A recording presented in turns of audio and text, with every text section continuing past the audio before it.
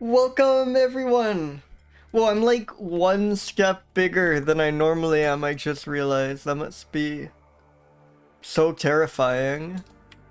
Hold on, let me move a little further from the screen. There we go.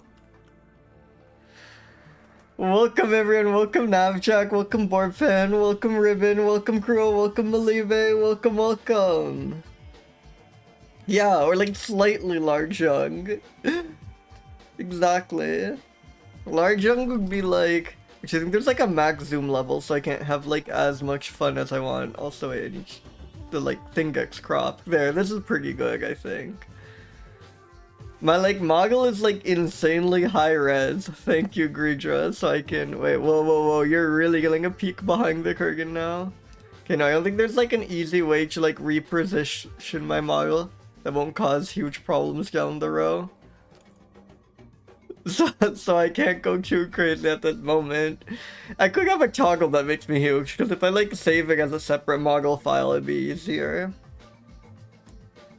But yeah, welcome in everyone. Hope you're all having a good weekend. Yeah, I've still been taking photos. Same as usual. What can you guys see since like last time? I'm trying to remember.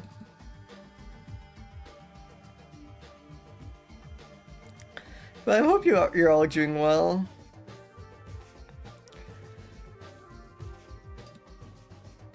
I guess we can go ahead and spin some adjectives.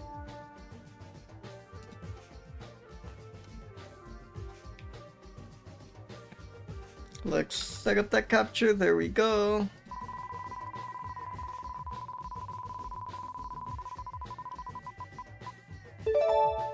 Growling, incredibly mammalian? Mammalian doesn't feel right. That means pertaining to, but you know, incredibly relevant to what we do.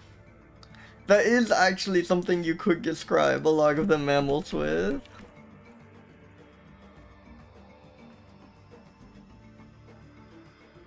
I'm so curious how the like list of stock adjectives I just found online was generated. I wonder how growling made the cut. Yeah, it's definitely gonna happen. I feel like most like rodents and bats already probably don't growl much. And that's a significant proportion of mammals we get. Like growling is classic mammal behavior, but I actually expect like proportionally not that many mammals growl. There's like really carnivorous behavior.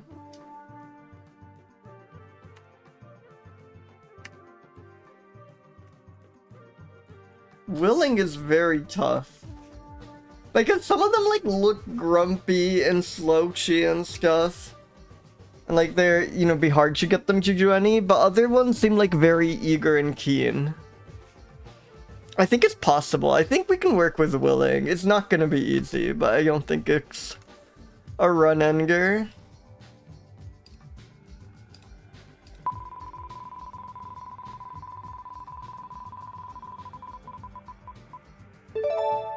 Prudent.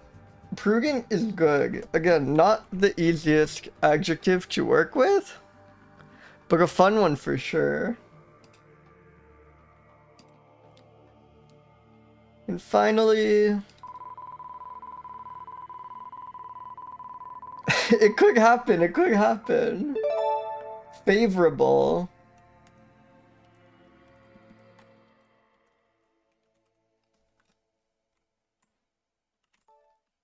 These are good.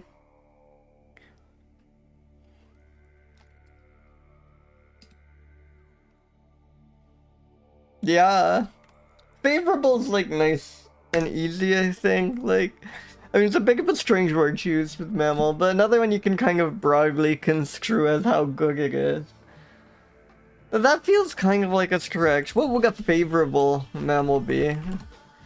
Do I have to like prefer it to the previous one? I think it's just how good it is. And like how much we like it, I guess. Which might not be quite the same as how good it is.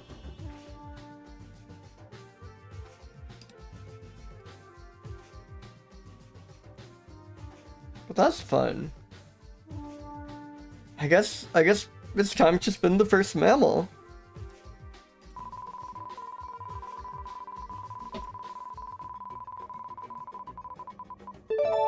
Talpa caucasica? Talpa? God, that sound, again, short genus name always has me excited. 3. The Caucasian mole. Whoa. You can help expand this article with text translated from the corresponding article in German. Can we take a quick peek at the German? Yeah. Well, like, there's favorable opinion, but that doesn't really make sense when modifying, like, an object, right? But, so I think it makes more sense to interpret in the, like, favorable conditions, favorable winds, which kind of just means good, right? Hey, welcome Archibald, welcome. Like,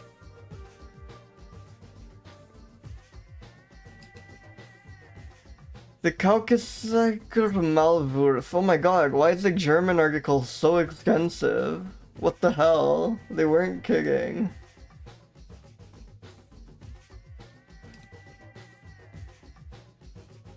Oh yeah, the seals, wait. That was like yesterday. Well, I have no sense of time, but yeah, that was yesterday. That was... I've not talked about the seals yet. But yeah, I saw seals. I got video of said seals.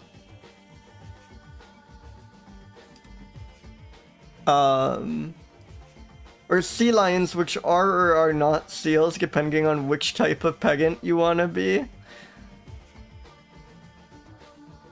I think even if you're being a, like, taxonomic pedant, you still have your kind of pick of the litter, because either you can say sea lions are seals, or you can say that the fur seals aren't seals. But yeah, here's a seal pick I got.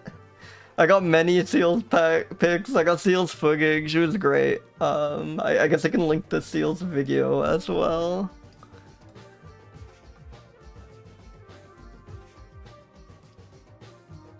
But yeah, if you're ever in San Francisco and you go to the sea lion viewing spot, just, it's Fisherman's Wharf.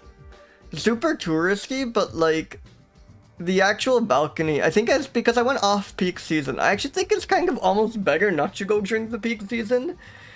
Because during, like, I went at the worst possible time of the year, and what that meant is that there were only, like, 80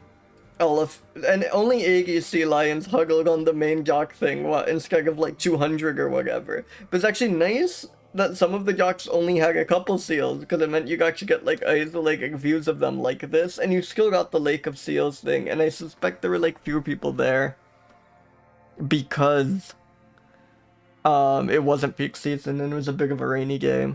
The, like, wharf, like, the docks with all the, like, concession stands and stuff were crowded as hell, but the actual observation scans weren't bad at all.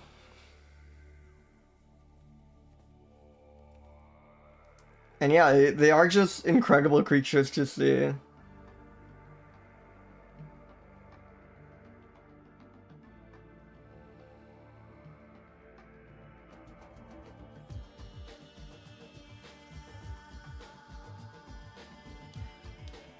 Yeah, definitely worth checking out. I still, it's very funny, like, the only wild mammals I've seen are, like, recently are, like, squirrels, one elusive rabbit, and then this just 100 of these gargantuan beautiful creatures. Like, it feels messed up that you can just see these wild creatures so easily in the middle of a city, you know?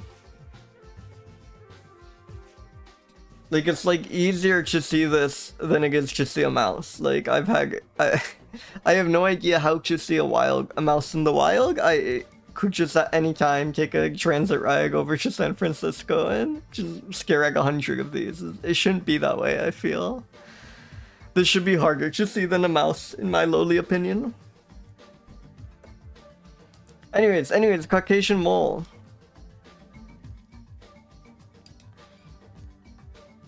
Caucasian mole. It's quite cute. What's the adjective?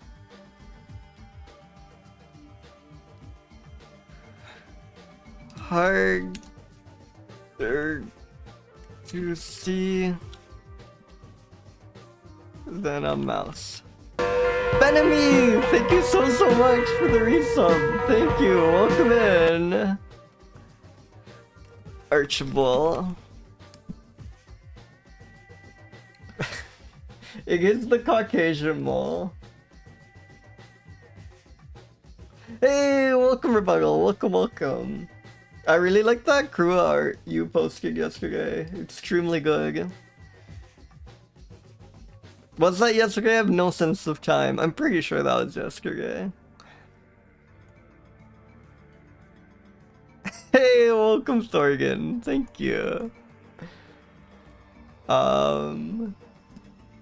Let's see if they're like more images. I kind of like the one next to ruler, even though it seems to be. Wait, was that not you? Am I confused? No. I'm not like confused about who a certain account. Maybe I should just stop talking. I'm confused. Okay. Never mind then. But, we have the exact same picture of the Caucasian mole here. Hey, welcome Farmsteads. Welcome.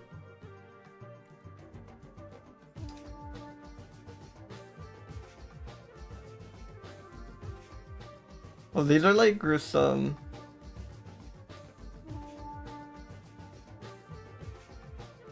Wait, we might have a live one?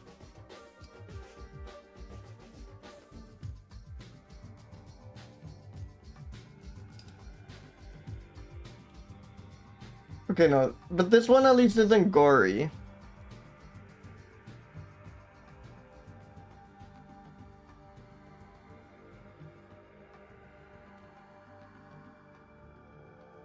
And it is quite cute.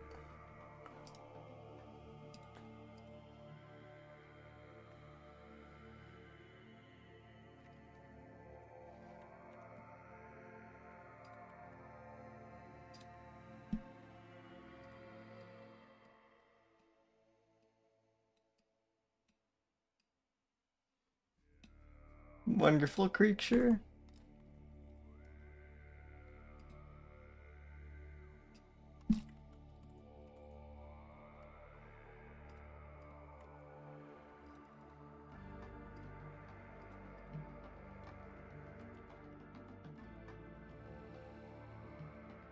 Yeah, what sounds Jew? Okay, wait, I will translate the German article. Yeah, that's a good idea. Also, for some reason, German Wikipedia is in wide mode, which makes it kind of illegible in screen, and there seems to be no way of changing that. Which is awesome. The German Wikipedia just seems to be a Wikipedia UI update behind the main one, which I normally welcome, but for the like explicit purposes of how I have things set up. It's quite annoying. Okay, let me translate to English.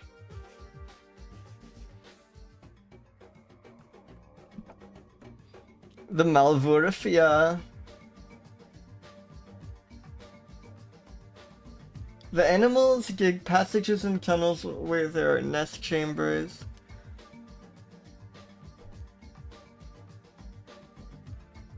The habitus. Yeah. I could, but I am too lazy right now, and I think just zooming in to 270% kind of works anyways. The body is cylindrically shaped and sturdy. The head sits on a short neck.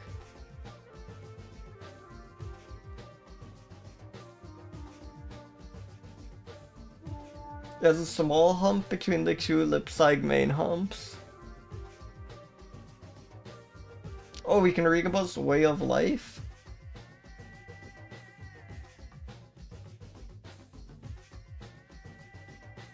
Oh wow. Oh, that's exciting.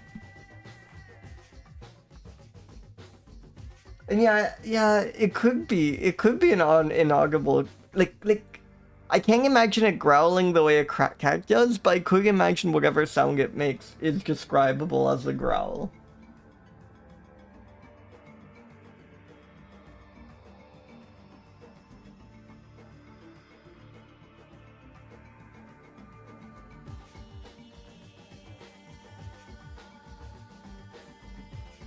Oh, I don't like the phrase at this time they begin to explore the mother's veins and tunnels independently.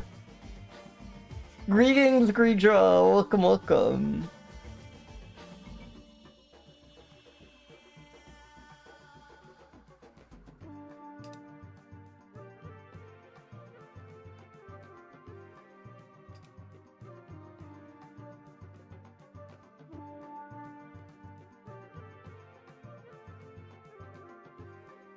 Yeah, okay.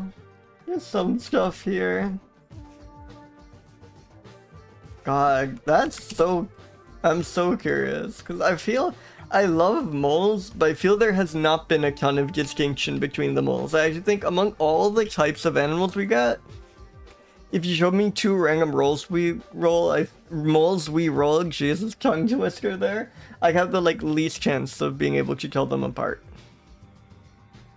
Like, moles have a really bad case of same guy, like Chuko levels of...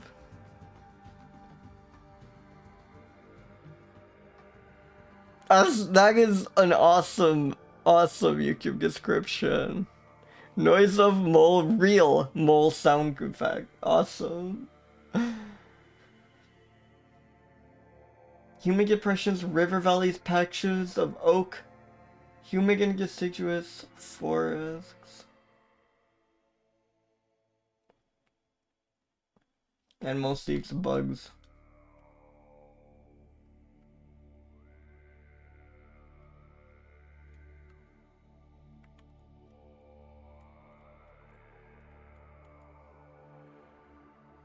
Growling? Yeah, again, I don't think it growls in a traditional sense, but I still think any noise it made could be describable as a growl, so I'm thinking hereabouts.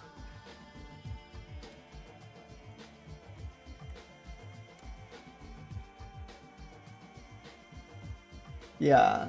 Yeah.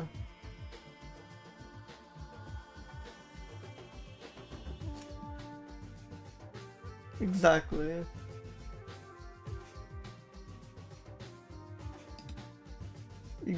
Um, willing? I feel like moles are just very hardworking and eager. I don't get any laziness from them. I think if you gave a mole a task, it would do it. Prudent.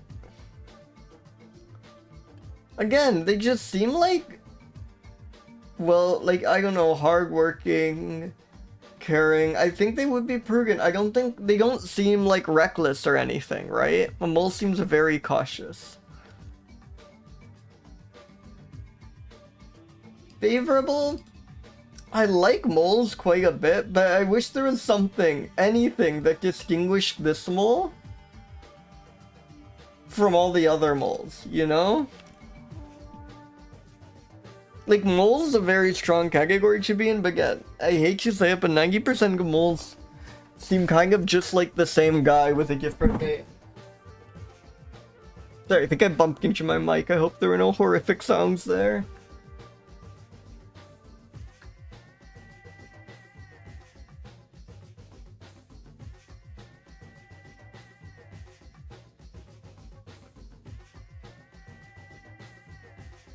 What do I have to say about... Oh, this is good. I am a huge fan of insane units that sometimes appear on GBIF, and I think a new, very strong one to me is that densities of molehills vary from 20 molehills per hectare to 100 molehills per hectare. I think molehills per hectare is a very strong unit.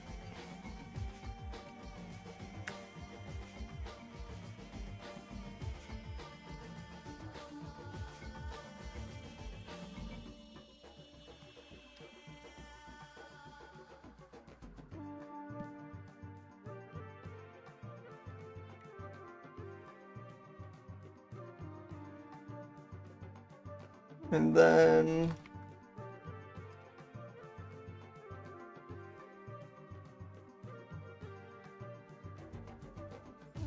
is there anything good from the Google translated German one?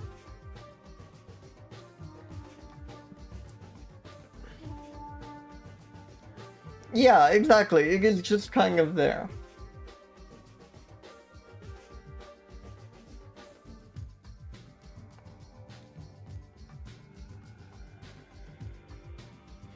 Yeah, yeah. But favorable for me is gonna be partly how I feel about rolling it, which is maybe a bit narcissistic, but I don't know, that's just immediately what came to mind.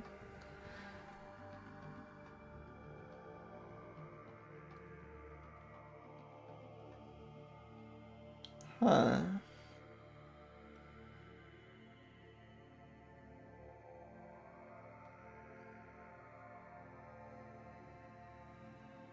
I might just stick with 20 to 100 moles per hectare. I think I just like it too much as a note to like mug it with other things.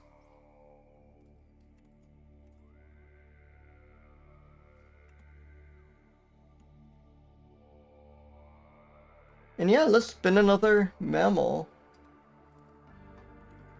Oh yeah, I should mention that the German Wikipedia article goes crazy for this. Goes crazy. For some reason. I think that is worth acknowledging that for some reason the German Wikipedia article for this mole, mind you, not found anywhere near Germany, like in the Caucasus region, like in, I don't know, Armenia or something, way longer than the English one. Germany's favorite mole? Yeah, perhaps the most. Oh no, I'll just leave it there. That's kind of implied, I think. Yeah. Let's spin another mammal.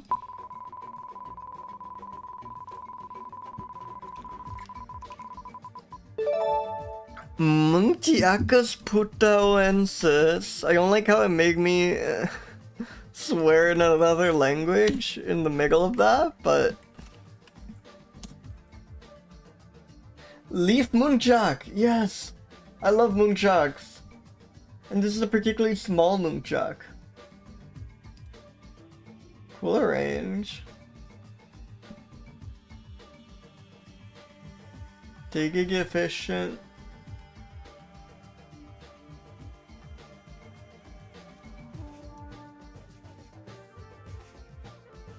There's either crepuscular or both nocturnal and diurnal. That's an awesome pair of possibilities. It's either active in the between night and day or during both night and day. This one has no preference for light level. That's the only thing we're sure about.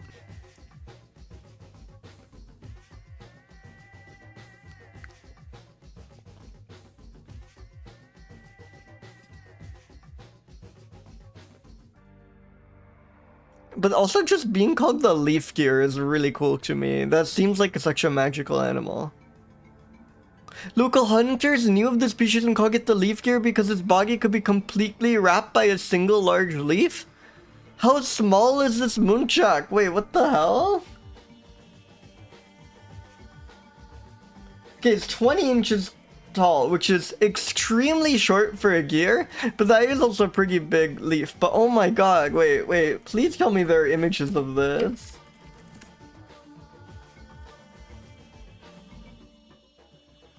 Nope, there's images from Wikipedia of the map of its range. No, none on Wikipedia. Is this real?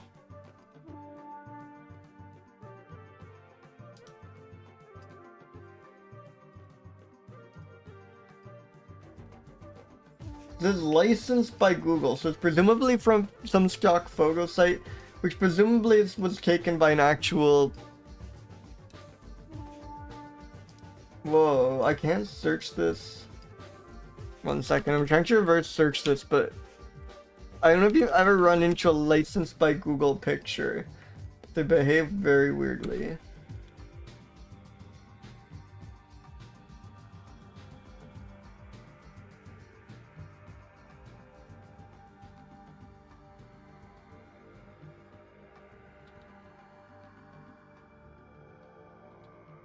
Now it's just saying newborn white-tailed deer. What the hell? I think this might just be a scam.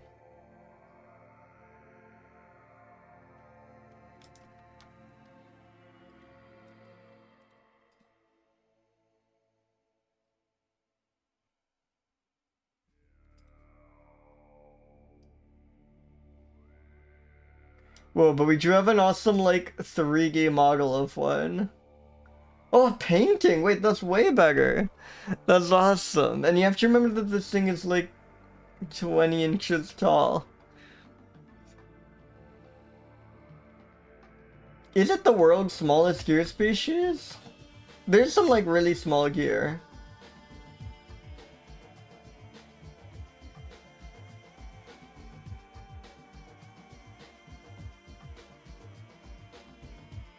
Hoganimals.com. Let's just see, world's smallest deer species. The pugus, which are 13 to 17 inches high. I mean, massive spoilers, but seems like this is not, in fact, the world's smallest deer, but it's gotta be among them. Like, that is extremely small. And I do love that we have a painting of one. Who was this painting by?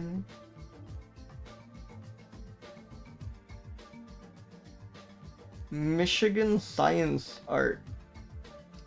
I much prefer like a person to credit than...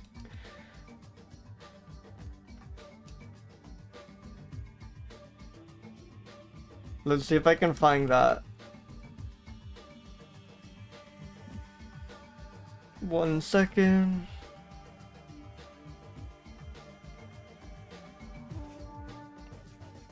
No, I'm just getting the same website when I reverse image search it. That's annoying. I know, I can't believe oganimals.com of all people would lie to us.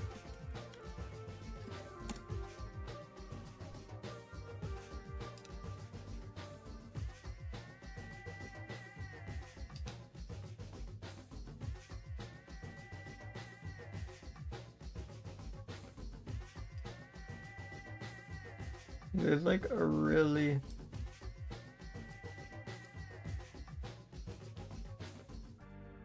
Okay, the Michigan Science Art website is like completely taken over by like agware and stuff. So I think I will just have to leave as Michigan Science Art. That's a piggy.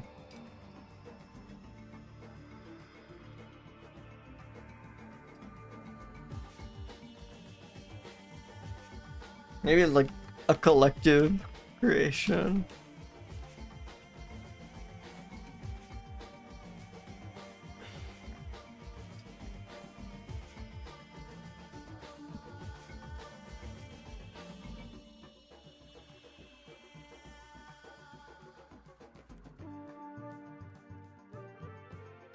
It gets the smallest Muntiacus though, so hey, or Muntiacus, probably.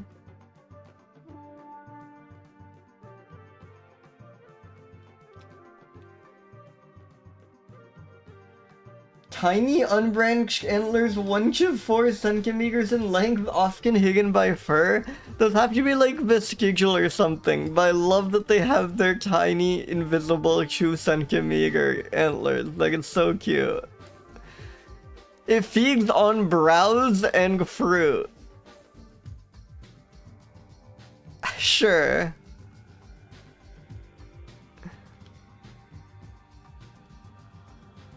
Yeah, just little nubbin. Oh, this thing can't possibly growl. It's like too sweet. This thing sings. I choose to believe that this creature sings. Willing? I think it'd be like, it wants to help, but it'd be a bit like shy and nervous about it. So I think it ends up with like a middling score because there'd be some hesitation there.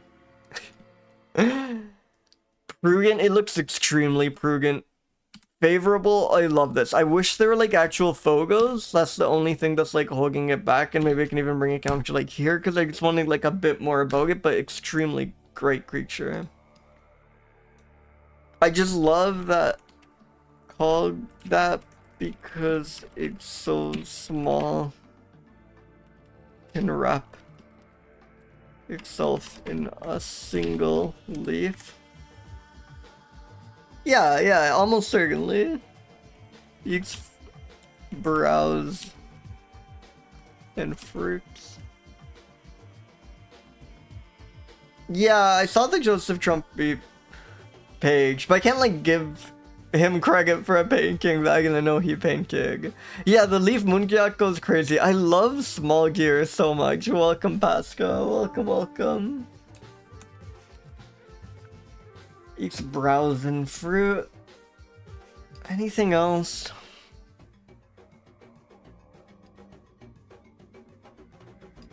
It's so good. Wait, there was... Oh yeah, tiny... 1 to 4 centimeter antlers. They're so small you can't even really see them because they're buried in its fur.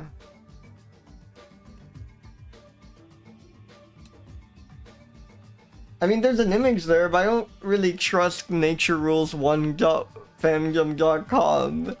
But let's see where this came from.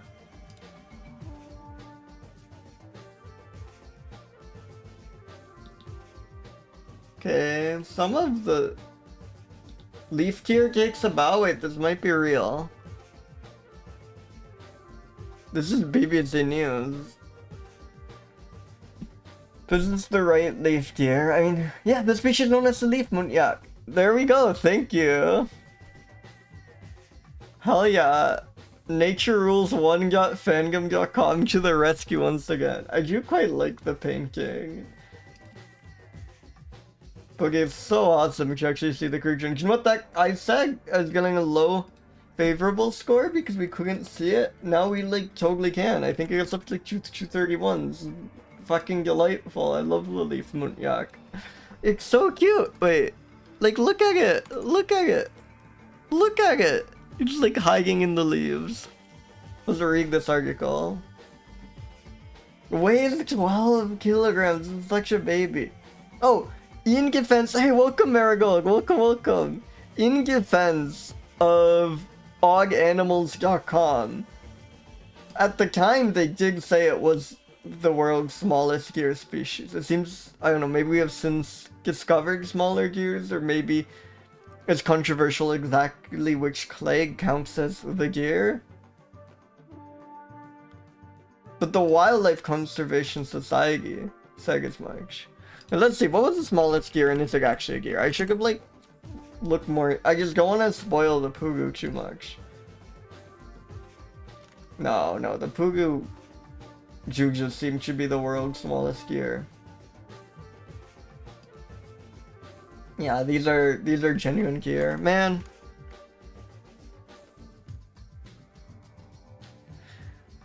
But it's neat that these at least have been erroneously called the smallest gear.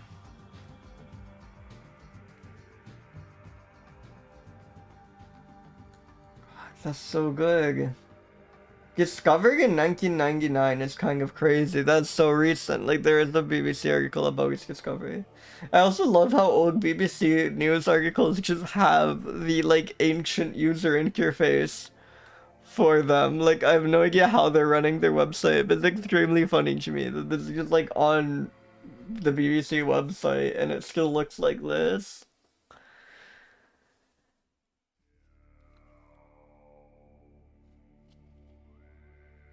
I think these are like all other 1999 articles, like The growing threat of internet frog is very funny.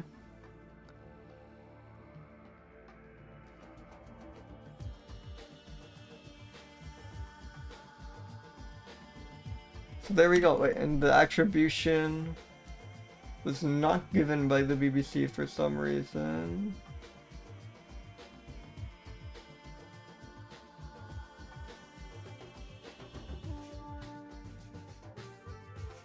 And this image is different, so we actually have like two images. Where the hell? Who took this photo? Who took this photo?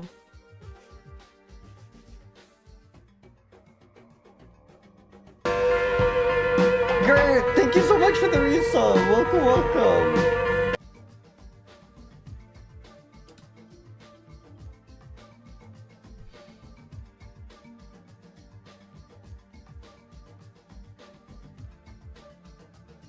Okay, so this, a WSS biologist, Alan Rabinovich, saw a specimen during field surveys in 1997. He obtained further animals from local hunters. So I assume this is the person who took the photograph? Is there Krega discovering it? And there's no other image Krega? So I'm gonna like tentatively say Alan Rabinovich took this photo. Everything else I think is good. All that changes, we have an image now, but I think all the other comments can. Yeah, extremely cute. 20 inches tall. Sometimes incorrectly called the world's smallest deer.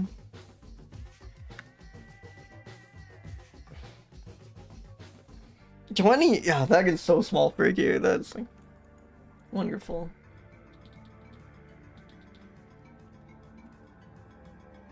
Alright, let's spin another mammal.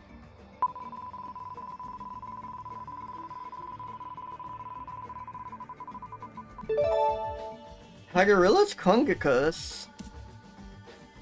Yes, there is. The pugu is the smallest deer, and then there's also like chevric trains and there are a lot of ungulates that technically aren't true deer, but they look a lot like deer and they're like somehow much smaller scale. But yes, the pugu is the smallest deer apparently, which is like 13 inches tall. And then if you look up like chevrotans, something like that, they're like even smallest. The smallest ungulates are very good.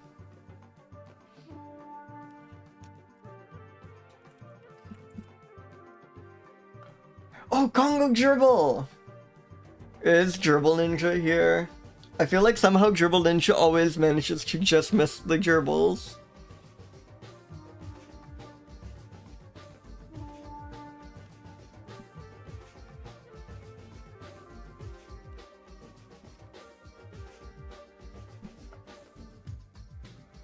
Gerbil mention. No observations. Man, it'd be so exciting getting the first observation of something on a naturalist. It's like quite a wide range, so I wonder if it's just rare within the range. That's like a log of ground that's covered. We have a log of bones.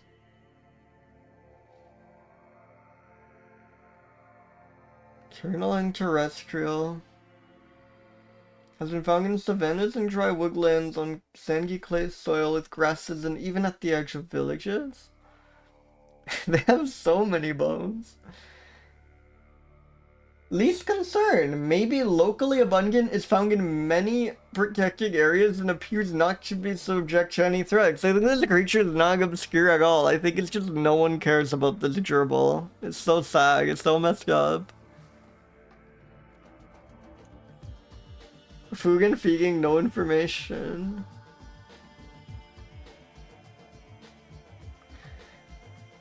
Hairy tail is longer than boggy and ends with a dark pencil.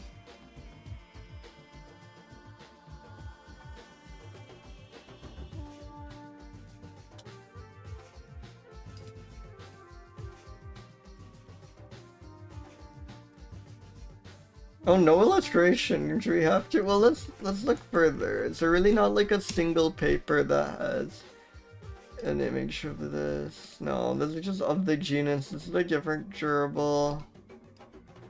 Probably a different gerbil.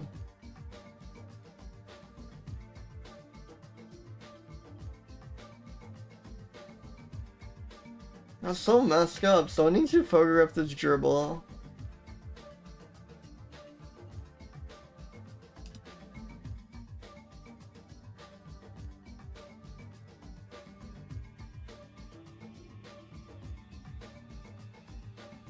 I don't get why they don't even like try. Why is it not like have the normal Handbook of Mammals of the World illustration? This isn't like a subspecies or something, is it? No, this is a regular creature. I guess skull specimen it is.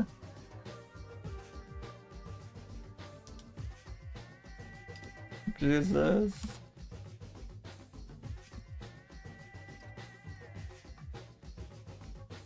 The forgotten gerbil.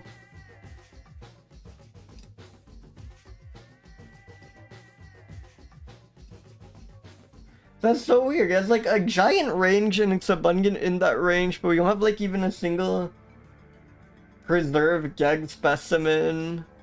The range includes a bunch of like protected areas and parks apparently, and we just truly do not care about the Congo gerbil.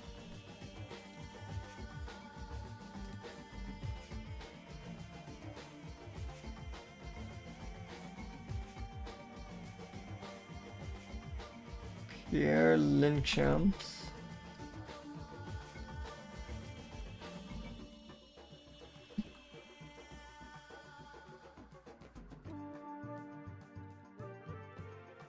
Two gerbils growl.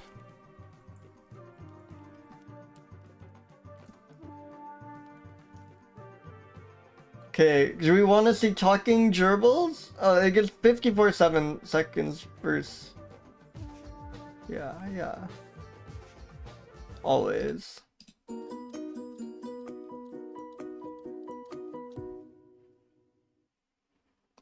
This is awesome.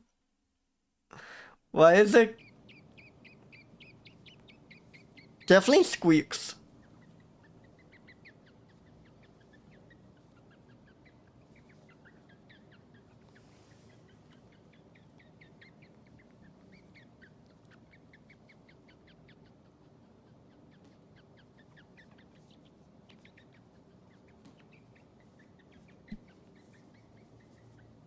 They're so cute. They're so cute and so not growling. God, I miss my hamster. I should get another rodent or something. Oh.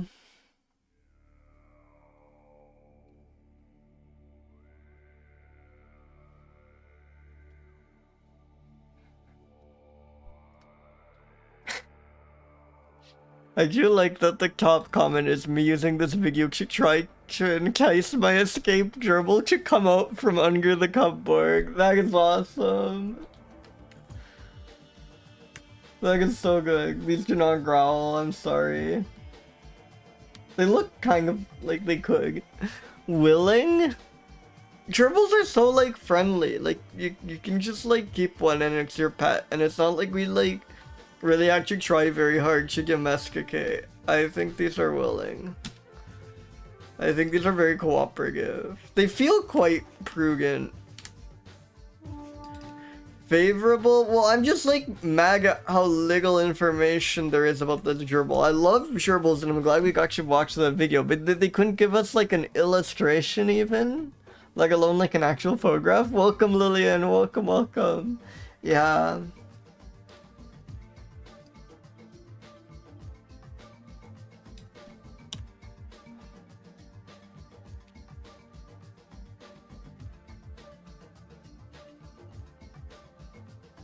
This gerbil?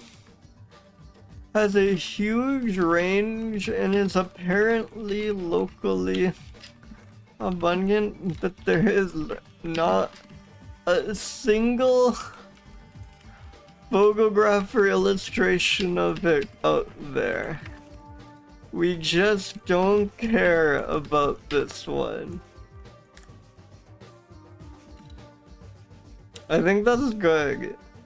I also think there are not that many R's in the word Pierre. Let's export this.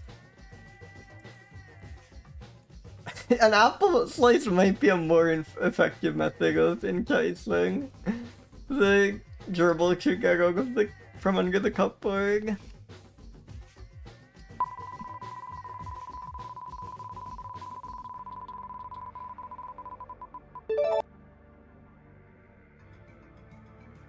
Neodon? forresti.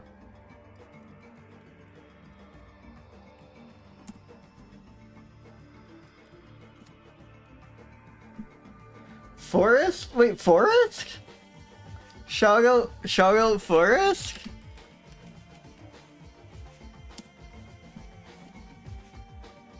Holy shit, forest's mountain vole. Awesome range. Oh, we know forest. Forest has co-hosting the stream. And apparently they have a mountain vole. I should ask that next time they're here.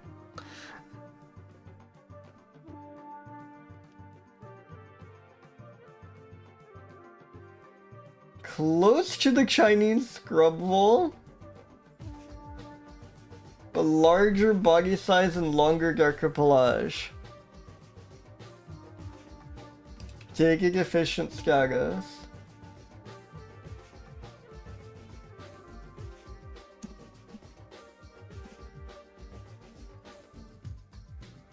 No photo, shockingly.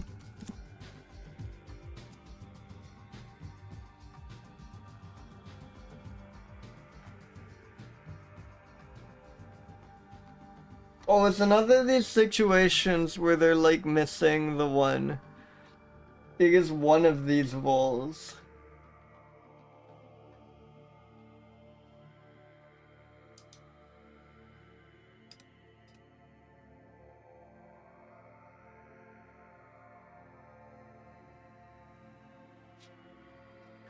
We could guess. No, let's try and do it back again.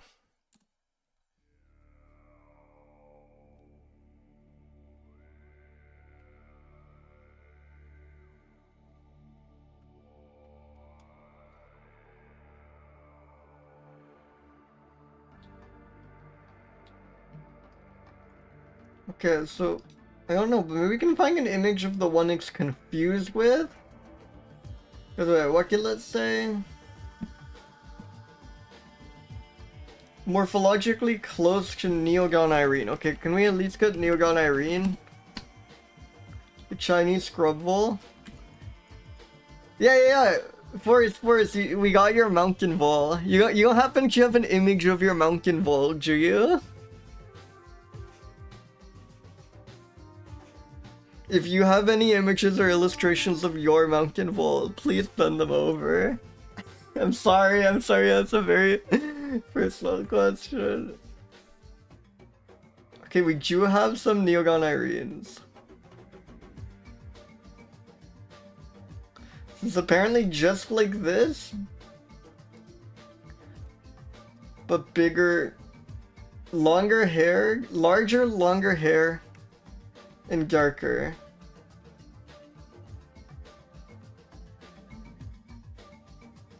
Can I just Photoshop this?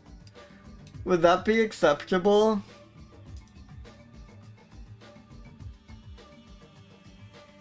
I think I could do that. We could like plaster Argus interpretation over it, and then it's allowed.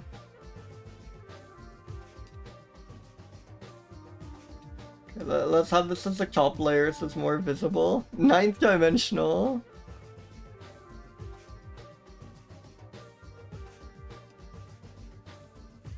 then oh yeah, bigger body. Actually, wait, I should do bigger. 1 second, let me add 9th dimensional.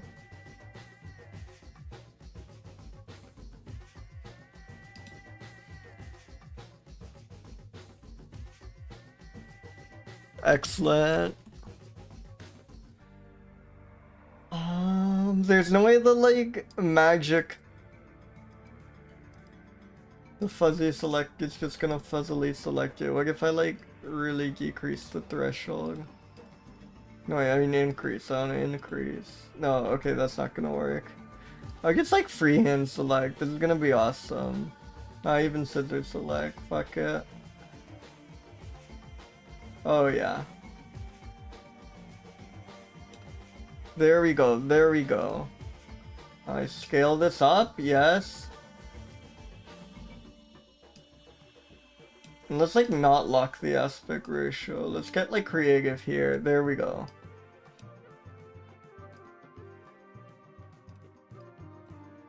And then also it's like darker. Which is no problem. Or it's just like HSV adjustment. Probably gonna be like generic. No.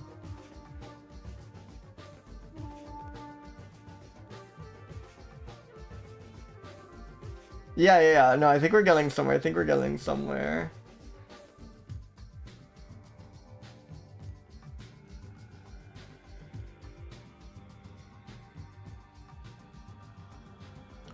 I think it can be a shared illustration. Correct. Oh yeah, this does just affect the selection. That might be a bit much. Oh yeah, that's looking perfect.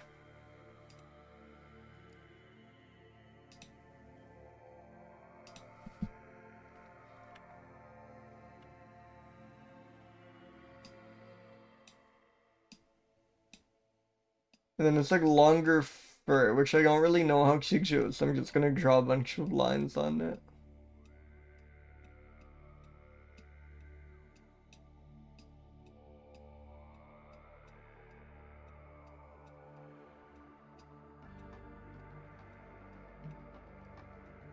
Oh, like searching for the image for the species name in Chinese? That might be worth a try.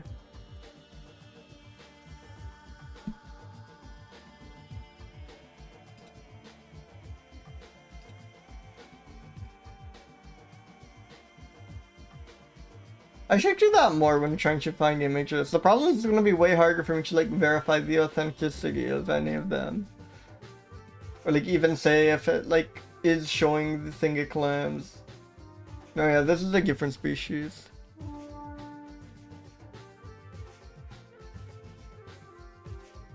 I don't know, I think I'm kind of cooking here. I think this is kind of perfect.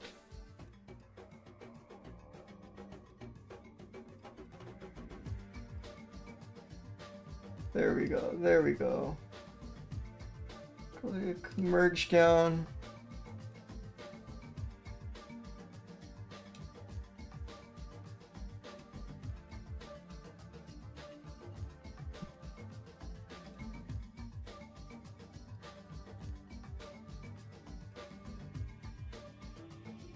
Perfect.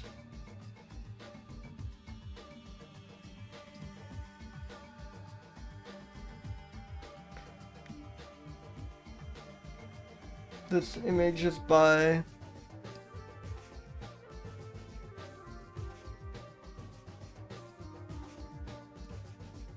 who's the photographer?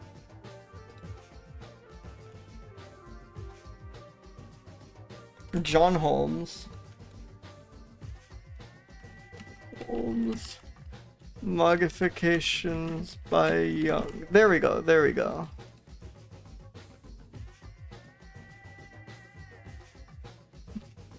Mountain Vole.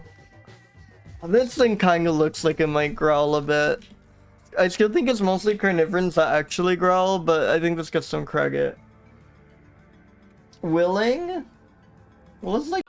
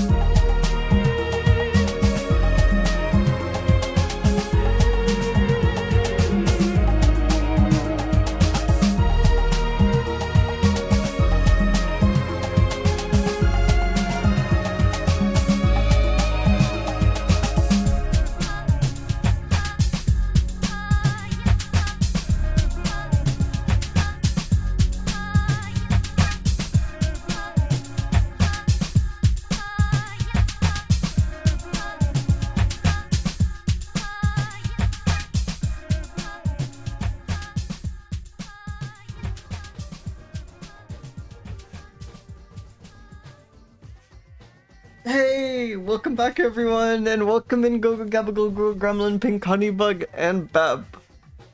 Welcome, welcome.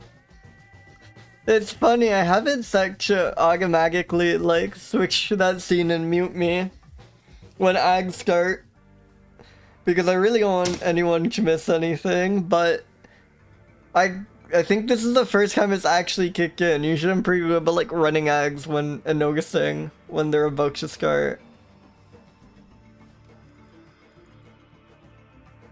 But yeah, Forest Mountain Vole. I don't know, it looks a bit stubborn. Look at your score. Wait 1 second, I'm looking at your score. Oh my god, oh my god. Thank you so much. Wait, let me copy link. There we go.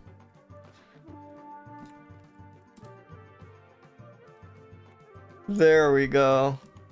Incredible. Wait, I need to use these. There are two I could use. I love these. I love these so much. I'm just including both. I can't pick one over the other. I am using both. Actually, do you know what? Fuck it. I'll like leave in. Okay, wait. We have room. We have room. The thing is, the crazy thing is we have room. I'm gonna wait. I can just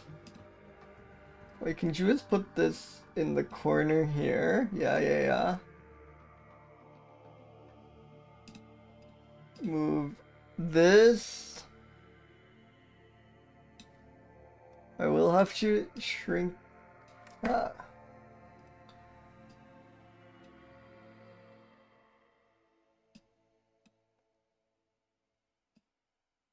Oh, it is such a pain to. Oh wait, I think if I switch to text tool, yeah, that's the secret.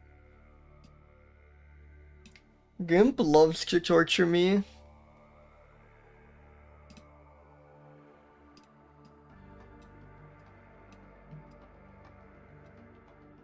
There we go, and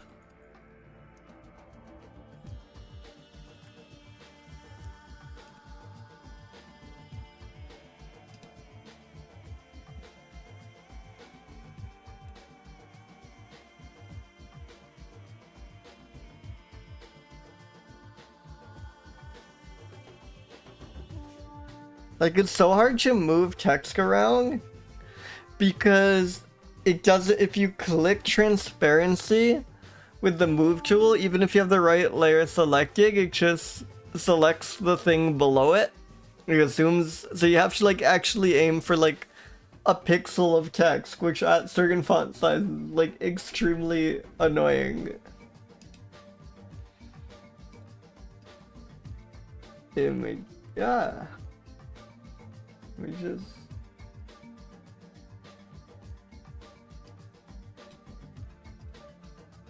Duplicate layer.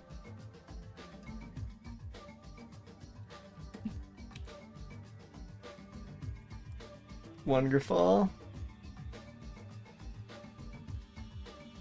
Thank you so much.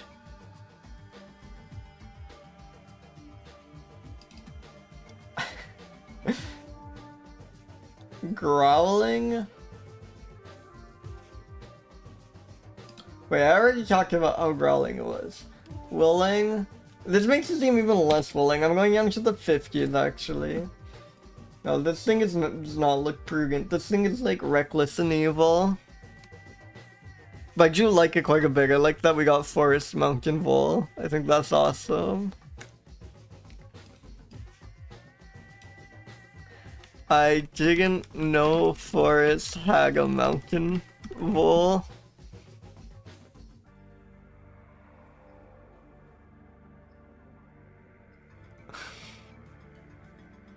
We got some wonderful illustrations out of it. At least. There we go. That's good. Thank you again, Forrest. Please follow Forrest if you're not already. Wonderful streamer. It does look delicious.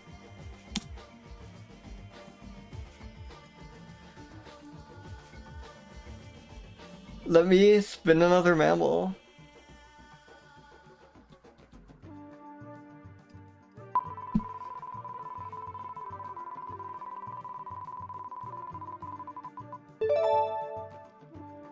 Cystophora cristata.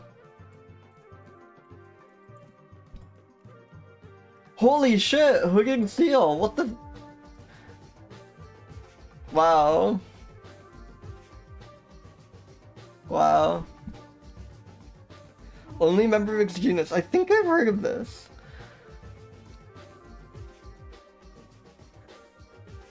The thing on its head is inflatable?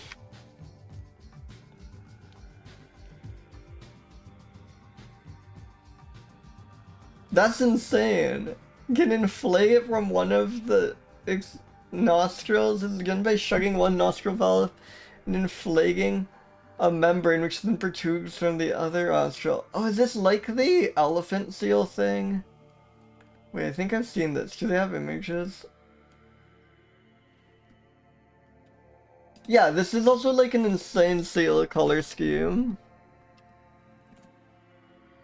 Yeah, this thing! This thing! The nose balloon.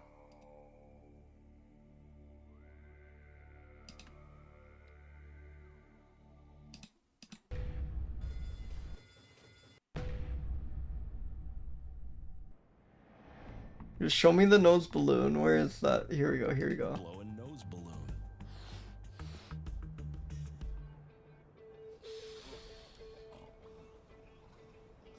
They get their name from this hood-like bulb. It is a bit freaky. I love them. Their manliness, because nothing's manlier than flailing around a hot pink. It's like one of the strangest things I've seen a mammal do. There is a method to this rosy madness. The males top out at 9 feet, 900 pounds. That's a lot of weight to throw around, a lot of energy to spend. I think it's a mating display. That's a smart strategy. Wait, no, but that doesn't show me what they're saying. It's on to punching, shoving, and off the ice chasing. But I thought Wikipedia called it. It is always a mating display. Yeah, sexual ornament. No, stop fighting. Yeah. But it seems like a kind of killer resolve peacefully. Yeah. Will his big balloon impress her? Good enough. Awesome. Love the hugging seal.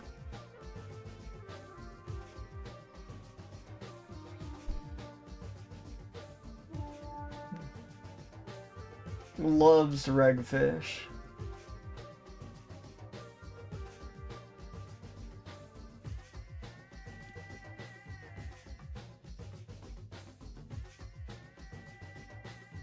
I hope there's like images on an actual exhibit with its nose balloon all inflating. Wait, might have to just Google image search it. God, they're so cute. Wonderful image here.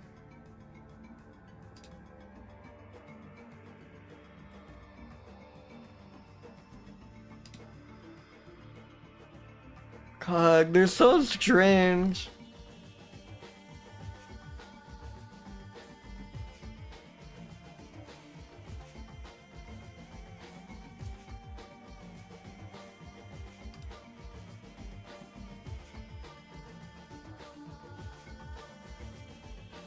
Have like an image attribution.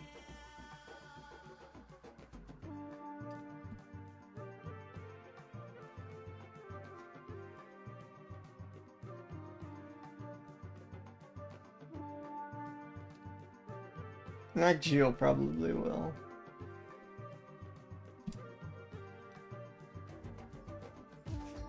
Jug Allen. Oh, this image rules.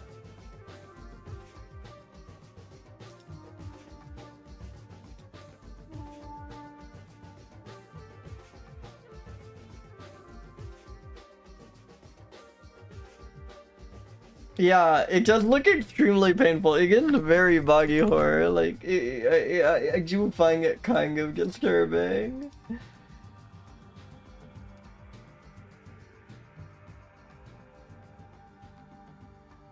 I don't know. It's so cool to me that I can do that regardless.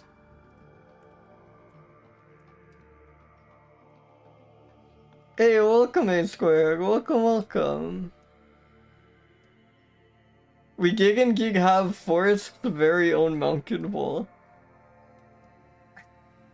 That is not Forest Mountain Bull, that is the hugging seal. Vaxic's awesome sexual nose display.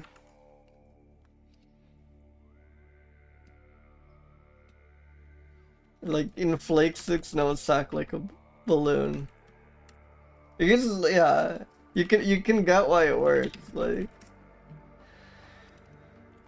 seals, I think do growl, right? If you can search seal sounds, they like honk and scream. Actually, can I find specifically hugging seal sounds? Or they can go back to watching the video I was watching, paying attention. Okay, are any of these sounds growls? After they wean their pups. Two males size each other up, get ready to rumble, and blow a nose balloon. No growling yet. That's just not very talkative. That was like a honk. But I think that's a growl adjacent. It's like a deep growl, kind of.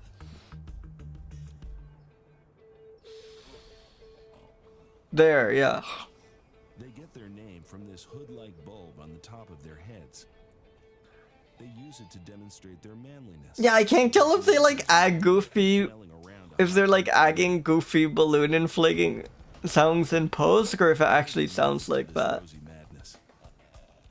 The males top out at 9 feet. It sounds so fake, yeah. That's a lot of weight to throw around, a lot of energy to spend. If a bigger balloon can scare off the smaller male, that's a smart strategy. But these males are evenly matched. There, that was definitely a growl, like a deep growl. But these males are evenly matched. Can you hear that? Strategy. But these males are evenly matched. Yeah, that's a growl. It's a very deep growl, but growl. It's on to punching, shoving, and off the ice chasing. And again, it's possible like all these sounds are Agoon post, but they look like they growl. They sound like they growl there. Yeah, they do.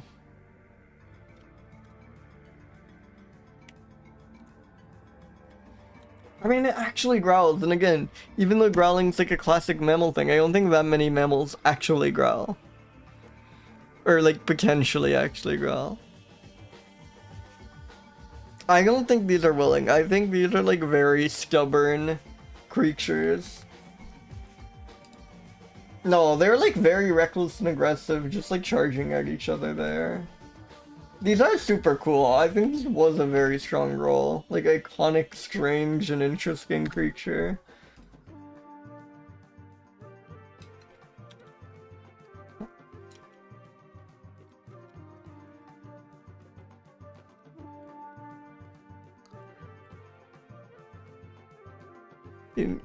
This has to be like one of the strangest things I've seen a mammal do.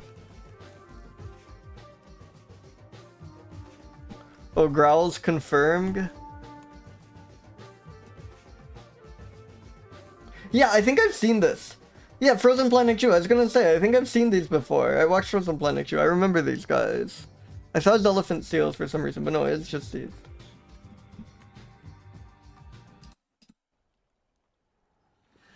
When they're 6 years old, the males develop an inflatable nose. they're ready to breed. Those are growl. They're seal-hooded seals. When they're 6 years old, the males develop an inflatable nose. What's growl adjacent? Ready to breed. And the bigger their nose, the more attractive they will be to a female. And now, this one is eager to prove it. Yeah, these definitely growl. God, what incredible creatures. What just bizarre. Like, holy crap.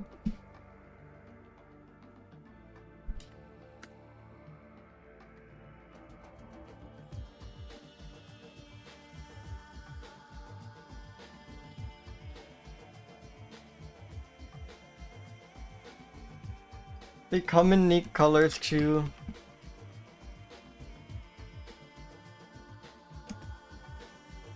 Like, I don't know what to say.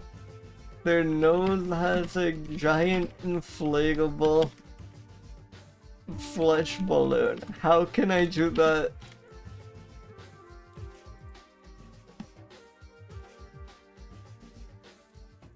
I think I just leave it there. Yeah. Like, yeah. Yeah. Yeah.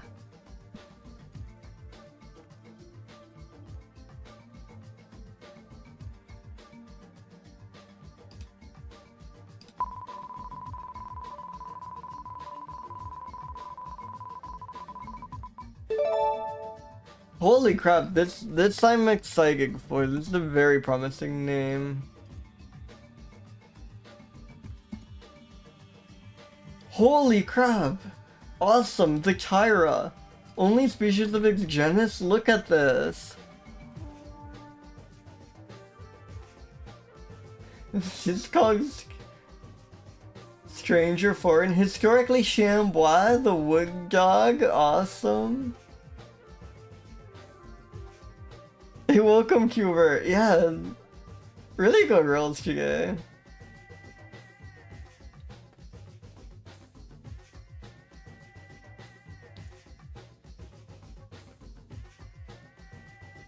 They smell better than other musculoids, but that's like a very low bar. They do possess anal scent glands, but they're not nearly as large or as pungent in other species. They're the least stinky musculoids.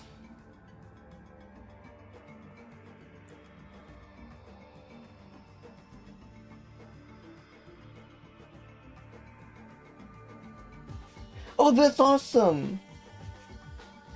Wait, they do the banana trick. They pick unripe green plantains, leave them in a pile, and then come back to a few days to consume them when they're ripe.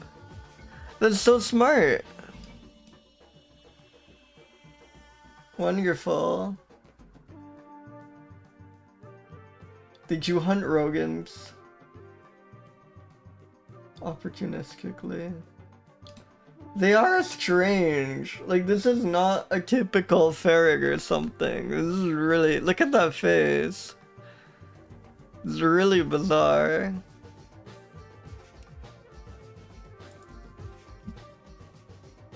It is kind of bear cat, yeah. Like, that head is so shaved bear or something. These are awesome. Pretty big range too. I'm like hopeful about images here.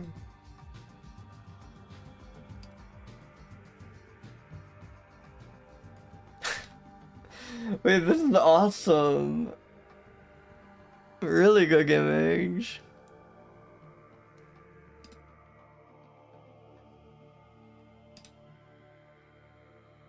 God, they're so cute.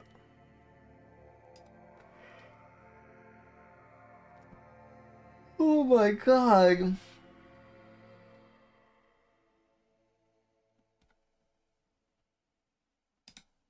What a roll.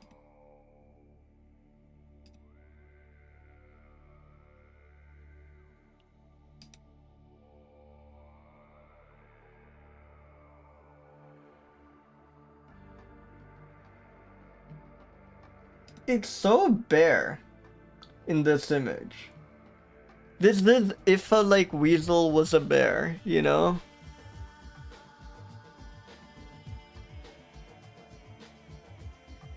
This is insane. Like this picture in particular. Yeah, this is really cool. It's another creature that's like, I don't know, it's like kind of ferret-like, but it's different enough that it really feels like just its own kind of creature that I had no idea was real. They're so posing here. It's wonderful.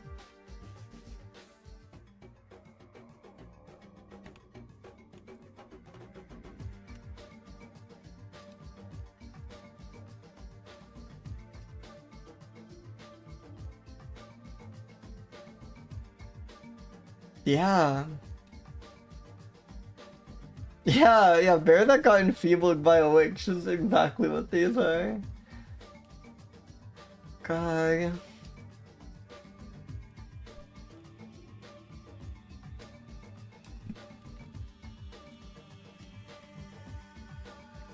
This image is by Picture Show Copper Colds.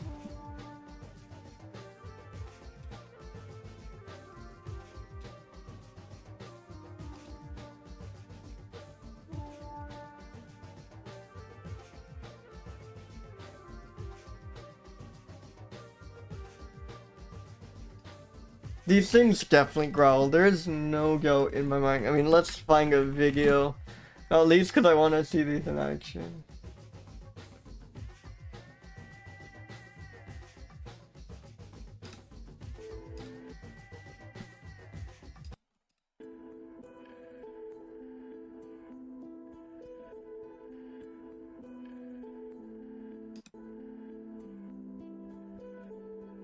The music here is insane. They just not have. Okay, I need like a video of it that actually has sound.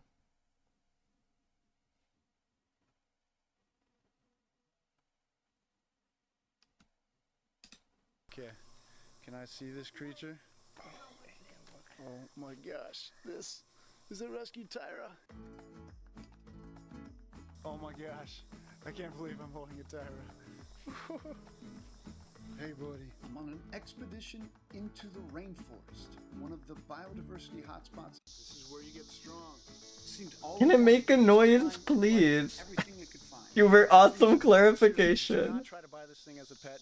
It is kind of a nightmare.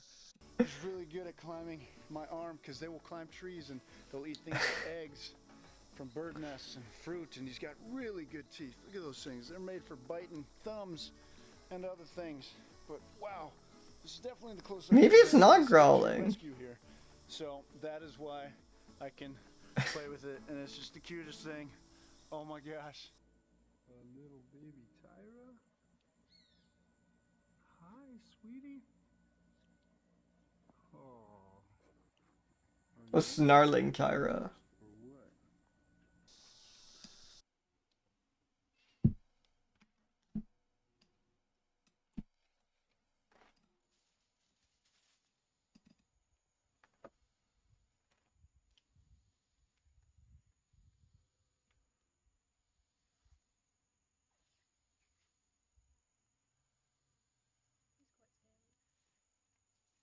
I love the way it moves around.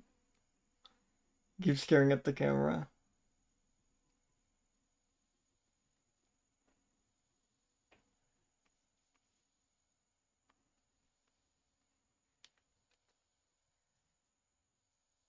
Sound up full. Sorry, should sound up full.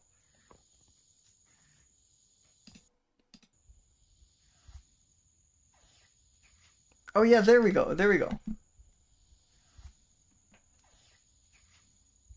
Actually, that might just be a bird. He's quite scary. Background.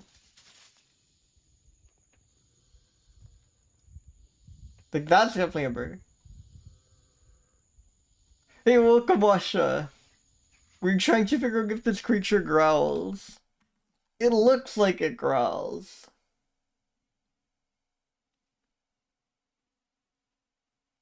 Yeah, low rumble like 10-ish. That's what I was thinking.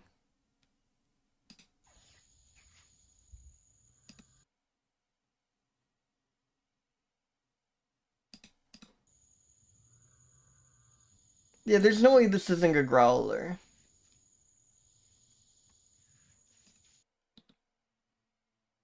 God, I love them so much. Look at these. Right, right?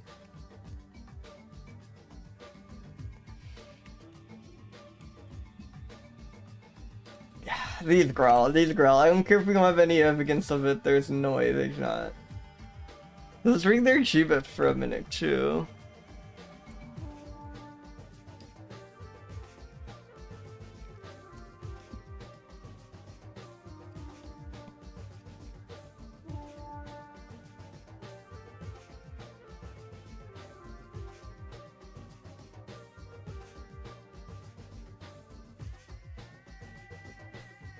So, oh man, they give you like they first go through the infant stage 1 to 50, during which the young suckling do not leave the den.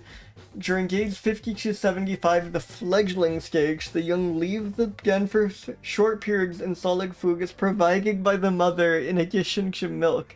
The weaning stage, age 75 to 100, includes exploratory excursions with independent feeding on fruits and insects. And then, during days 100 to 200, they start going on hunting missions with mom and kill prey on their own. But I love that they have exploratory excursions. Like, it's so cute. When it's like again, the young and mother will use a clicking call to maintain contact if they're not within sight of each other.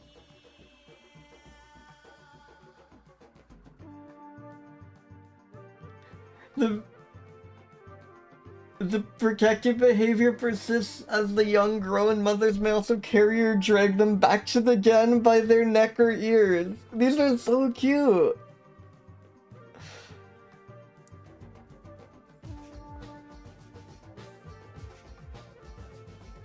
That's so funny. When only 3 months old, the young will follow and bite rodents and small birds on the rump or limbs.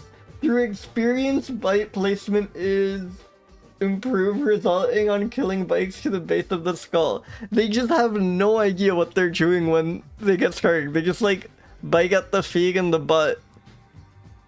They like very slowly learn that's not what you're supposed to do.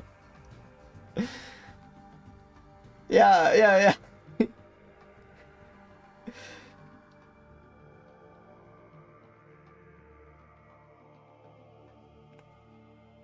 Wow.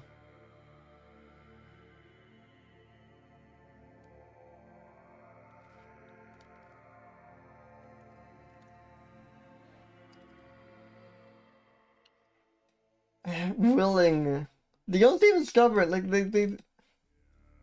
well, I don't know. The fact that mom has to like drag them back home, that makes them seem maybe like a bit not willing. But they also love learning and adventuring and stuff. So they're like very energized in that sense. I think like a 157 on Wash.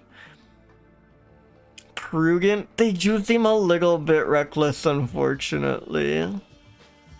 Favorable, like 240, I think. I love these. I love these so much.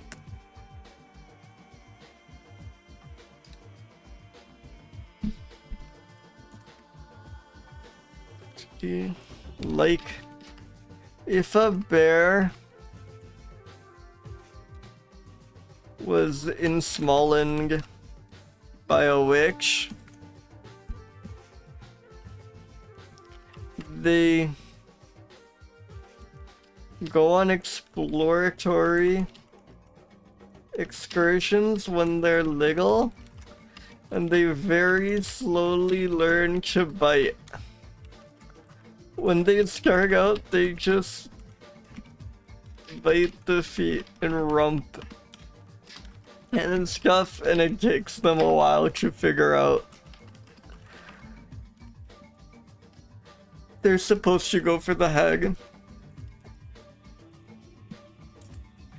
the least skinky musculoids. Low bar. Because the kid, yeah, mentioned that their anal glands were smaller and less pungent than any other musculoid.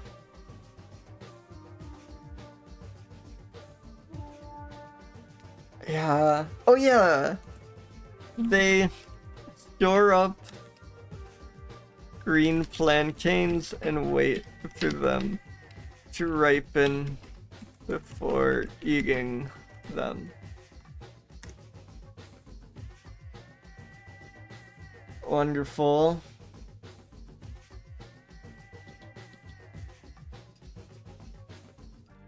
Yeah, they do. Alright, plantains, great. Hey, welcome Cube, welcome.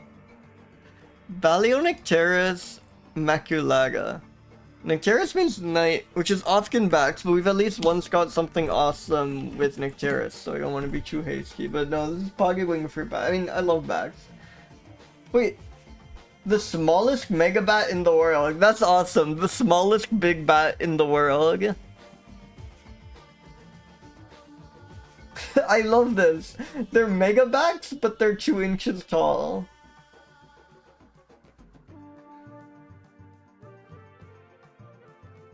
Yep, figs. Of course.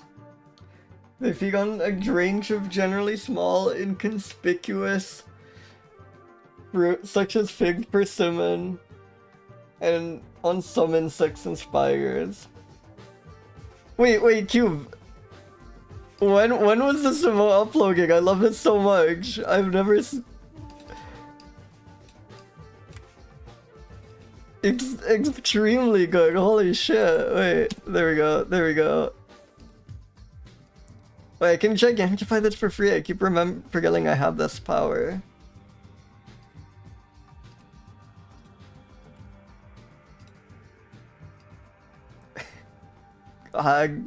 Really the best emotes on Twitch. I need a Fergie. That wonderful origin story.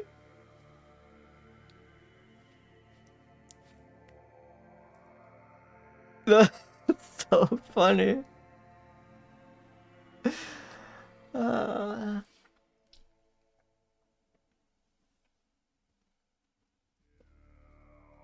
They forage as individuals rather than Young's one drowning in figs would go crazy. I don't know if I can have 2 drowning emotes. I know Holly had like 5 at one point, but you know, I could. But I definitely should have a figs emote. I don't know if it could be a drowning in figs. Yeah, I could just have 2 drowning emotes. I actually totally could. But now I have all these fig ideas.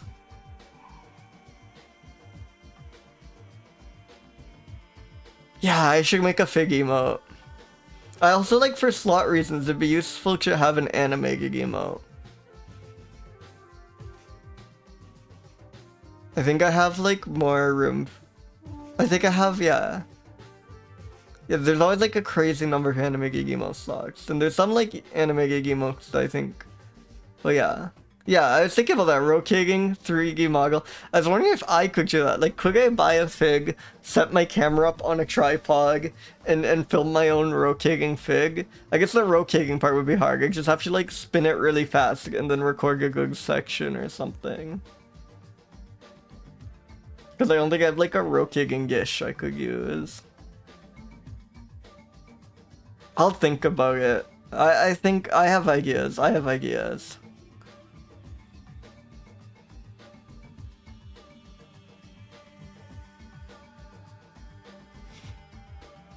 They have been observed to make high-pitched peep sounds when foraging.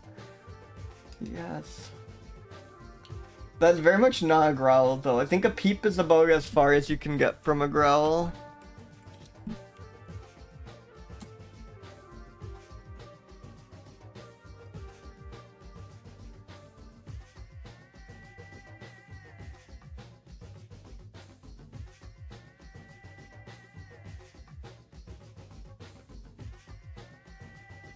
Yeah, no, I think I have a vision for this emote. I think I know what I want to do. It might be kind of tough, but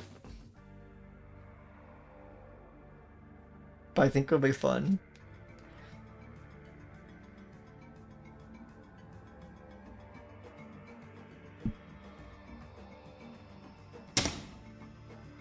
Yeah, exactly, Cube. Hey, welcome, Eggs. Welcome.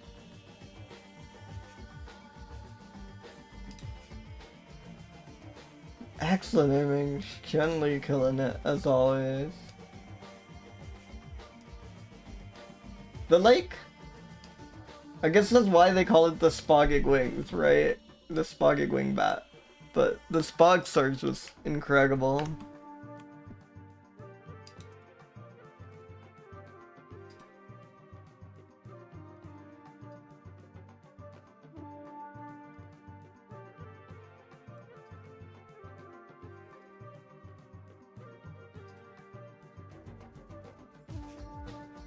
Like, in real life or just in general? Like, or just online?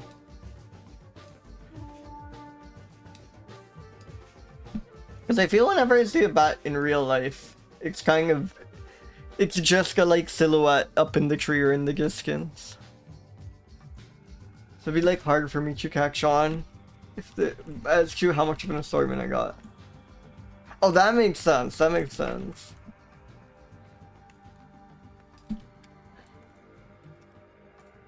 I should go to like an actual history museum or something.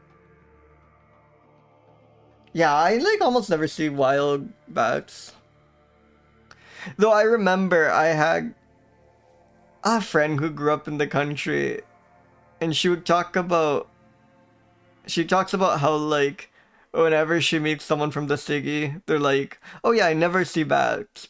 But then she sees them in those same cities all the time, and she's just convinced like city people just do not notice bats, which are like all over the place. Like, I know you have to be like used to seeing them to like spot them up in the trees or whatever.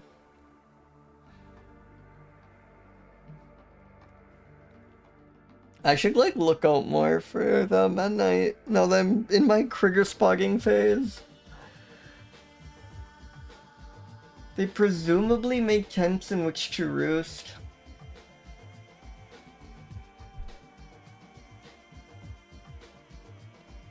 Yeah, so if you were seeing them, then that might be a genuine drop-off in number it is.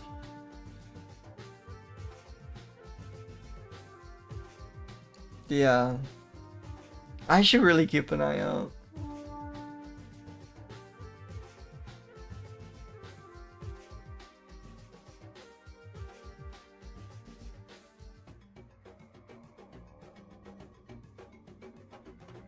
It drinks from natural mineral lick pools when available. Understory frugivore, there we go.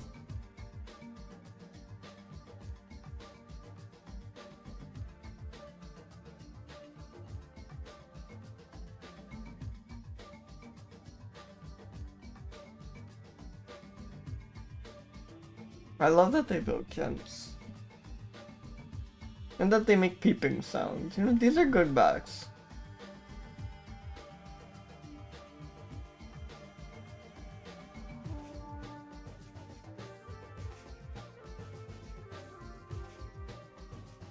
Yeah, I think peeps are the opposite of growls. But it does look a little growly, and it should get credit for that.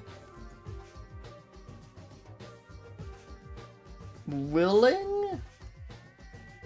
I don't know, it just seems like it's comfy there and doesn't want to get down from there, which I think he accentuates willing score a bit.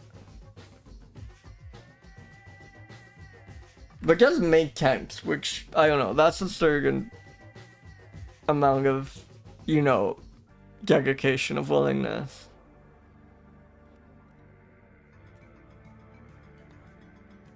Maybe like a 115. It's very prudent of them at least. I mean, smallest mega bag is pretty fun. And there's like more cool stuff and a lot of good photos. I think I like these. Smallest mega bat. They peep? They build pets.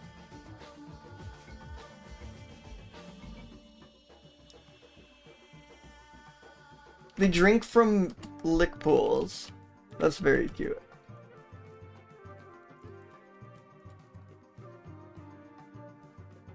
Hey, welcome Kingu Gemini. Welcome, welcome.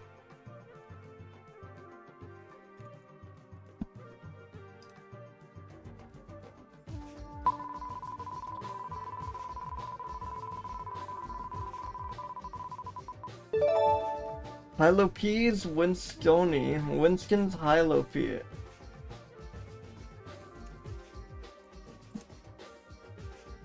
The Sumatran flying squirrel. I feel there are fewer flying squirrels than expected. Like, we have not gotten many. Its membrane does not connect to its tail, which is apparently rare. Originally discovered in 1949, it is known only from a single specimen. Hell yeah. We have seen one of these ever 76 years ago. Shockingly, no photo on a naturalist.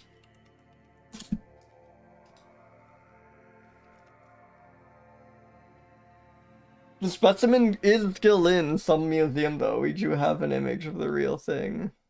Yeah, it's still around, I'm sure. It's still doing great.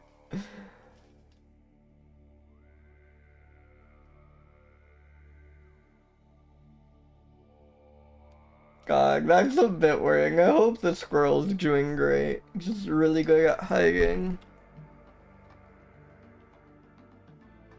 128.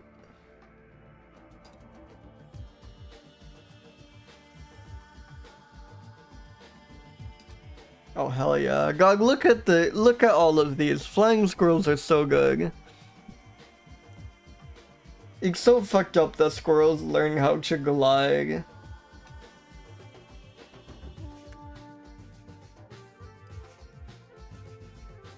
And like insane distances too, some of them. I know. No, it's awesome. I actually wow. I wonder how hard it gets, because I know there are places where you can like see flying squirrels. I wonder how hard it gets to actually like see them gliding though. And not just like hanging out on some tree stump, because that would be incredible to like actually watch one of these glide.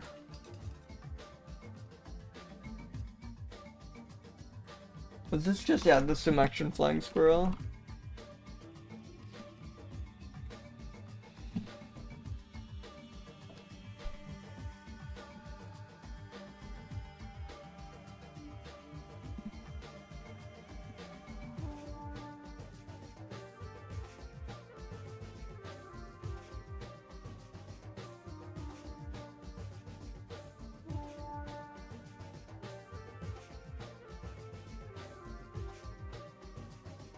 It's small and has a cheek beard.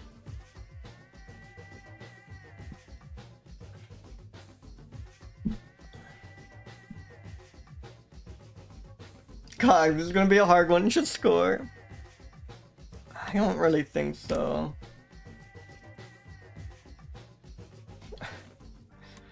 I don't know. Rugen? Well, it's done a good job staying hidden, assuming that is what's going on. I think it deserves props for that. It's being very careful, maybe, potentially. Favorable? Flying squirrels are cool, and this does have an air of mystery. So I think it scores well, but again, a little too go on. We found one of these in 1949. Cheek beards. I wonder if that just like refers to the coloration of the hair being white. Like, does it have like sideburns going on? Is that what they mean? I'm really curious.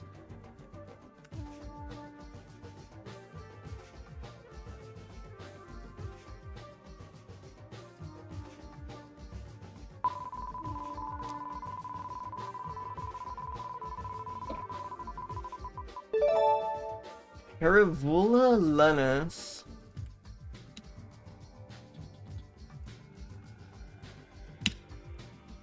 Ooh, a woolly bat. The lenis woolly bat.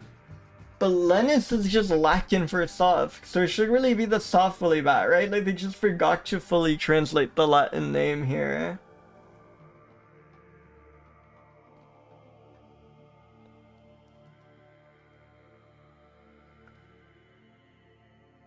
Like, I feel like this means they just thought it was named after someone called Lenis when they were, like, writing out the common name. Another Oldfield Thomas described creature.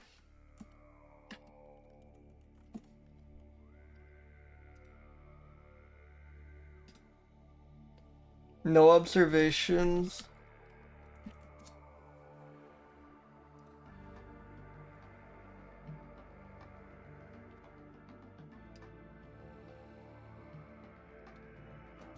Wet and dry forest understories.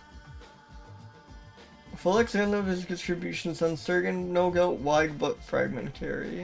It might represent multiple species.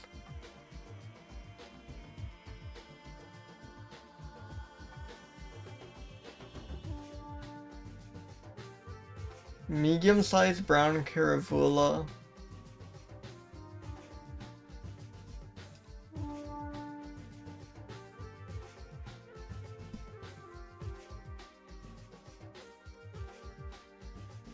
It's number 309 in this chart, apparently. Oh yeah, that's the bat.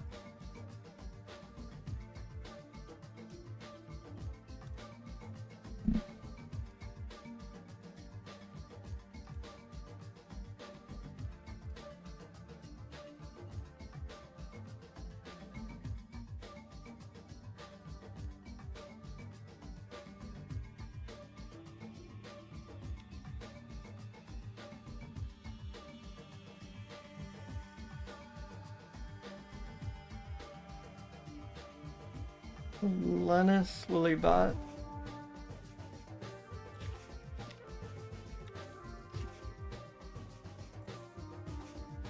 God, would this thing... Bats aren't... Again, it kind of looks growling. It kind of looks like it would growl at you, even though almost certainly doesn't. Willing, no, it looks extremely hesitant.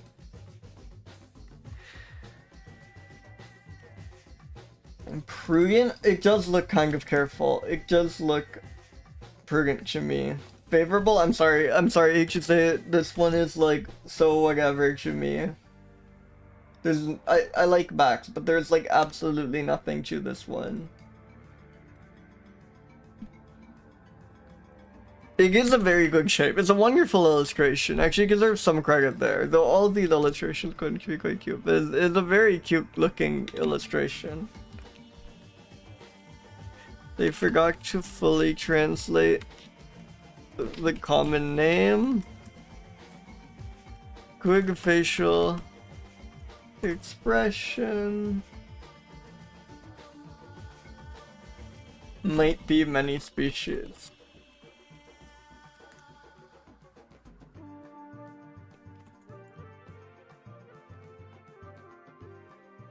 Yeah, I think that's good for Kerivoula lenis. Yeah, or like soft. Wait, I thought Wikipedia said soft. Which is also, yeah. I wonder if there's already a soft woolly bat.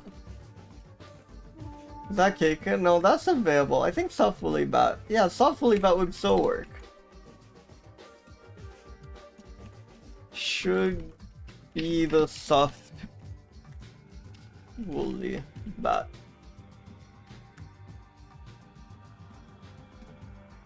But yeah, and I think ags are starting soon, so I will quickly go there in BRB. I'll see you all in like 4 minutes.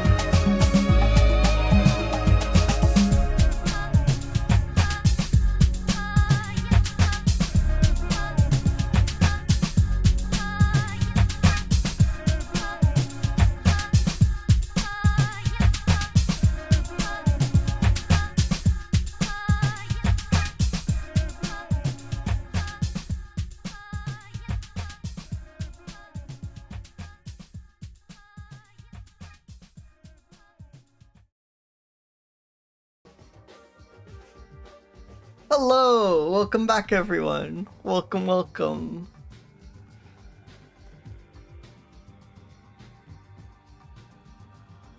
Lenis woolly bat.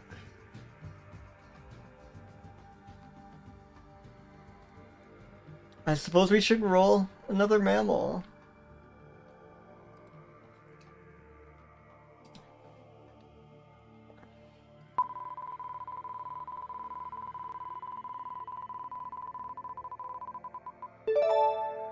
Leporillus? Apicillus. Appa is bee, right? So I wonder if this thing... Ochilus doesn't seem like Ichimi, but I was wondering if this is like bee eating, or maybe it's like bee colored or something. Oh god, no, it's extinct. The lesser stick-nest rat.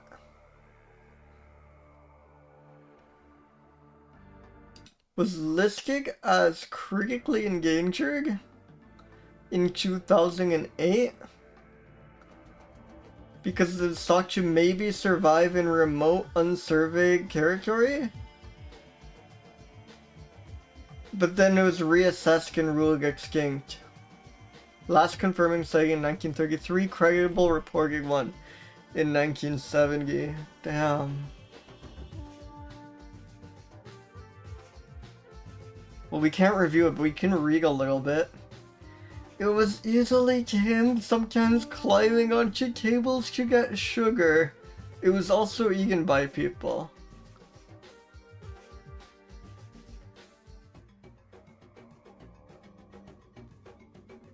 It's so sad.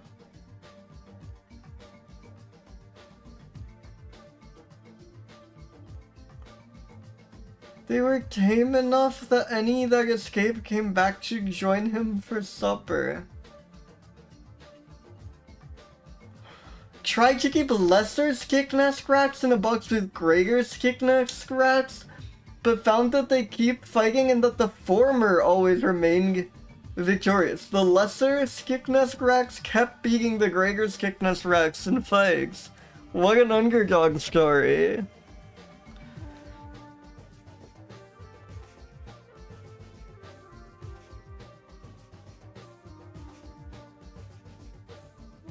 Rest in peace. A moment of silence for the lesser stick-nest rat.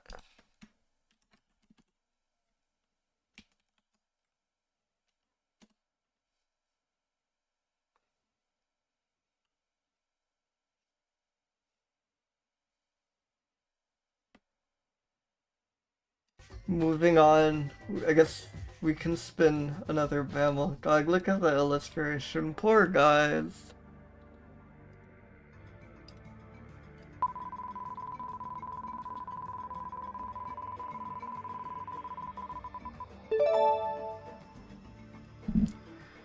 Muntiacus? Is this another Muntiac? Reevesi? Is this a double Muntiac scream? Yeah, Reeves Muntiac. What the hell? Insane.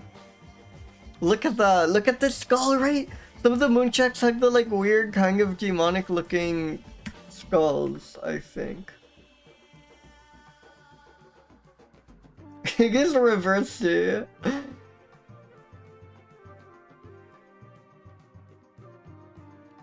Yeah, 1 foot 8 inches is as tall as the previous one. 3 feet long. God, look at it.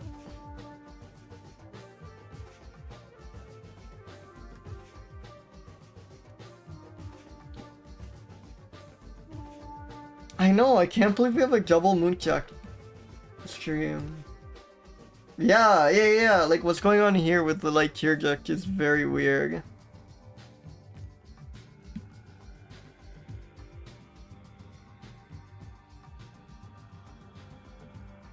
Introduced in Ireland. Introduced to the UK.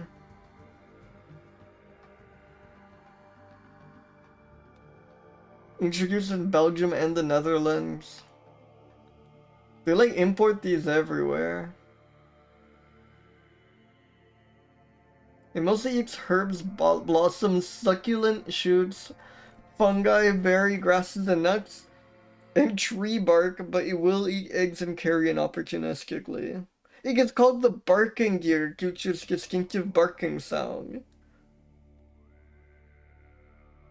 Do you think that makes them more or less growling?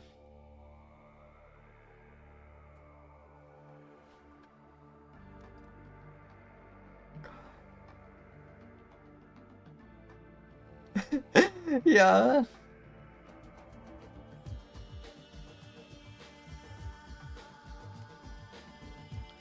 I feel like if you see, like, have you seen any Muntiacus? I feel seeing a Muntiacus is pretty memorable. I don't know, maybe if you're like young enough or you're far enough.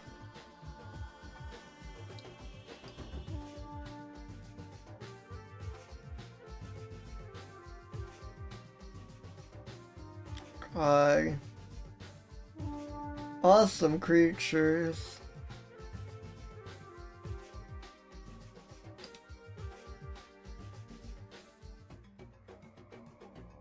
This is really cute.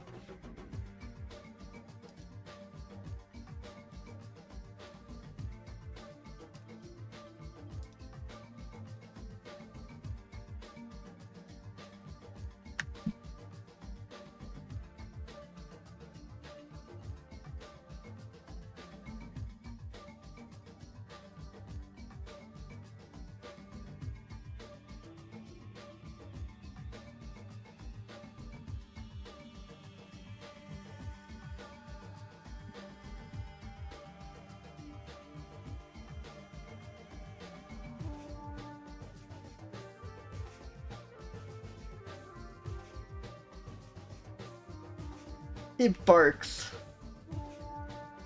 And a lot of animals that bark growl, but there is also distinctly not growl sound. I mean, we could look for video.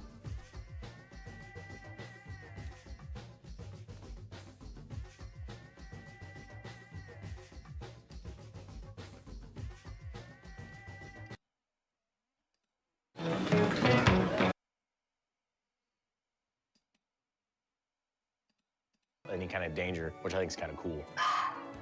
The sound is insane. Charlie, she's got danger. These are screams, They're also not called barks. barking deer. That's how they communicate with each But can we, because Wikipedia did mention that several other species of muntjacs are also occasionally called barking deer, so we should see if they say the species name in this. Can you move out of the way, though? You gotta move over here. Yes, sir. Yeah, thank you. Hey. What are you guys doing, huh? Today we're going to be introducing our two new muntjac, Tyler and Peanut, to Charlie. Muntjac? Oh, okay, so that's the pronunciation. Muntjac are a small Asian species. What I like about them is they like to hide and they're very, very sneaky. They're actually were introduced also in England, and they're kind of a nuisance in England. I just find it very interesting that an animal from Asia was introduced into a area where they're not supposed to be. They're also called barking deer. That's how they communicate with each other and warn each other of any kind of danger, which I think is kind of cool. There you go, Charlie girl. Charlie, she's gonna be kind of like the grandma of the bunch. She's an older female, but she's experienced out there, so I see her really kind of taking the leadership role. God, they're so cute. They're such a cute animal. Everybody thinks they're babies. They're not. Tyler and Peanut are still doing a little bit of growing, but for the most part, they are a very small deer species. They're a year and 2 years old. It is crazy that and they're just really fun. These are nearly Everyone fully loves Charlie, grown. So these two are just going to be a great addition to our area. They look so juvenile, but no, they are just that size. I think that's not barking. I think that is barking. I think that's not growling. And I guess we should check out what Didelphis should say.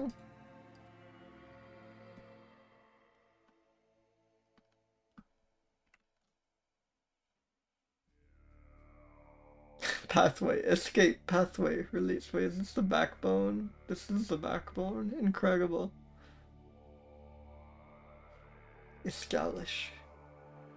Active all day with 5 distinct periods of feeding in 24 hours.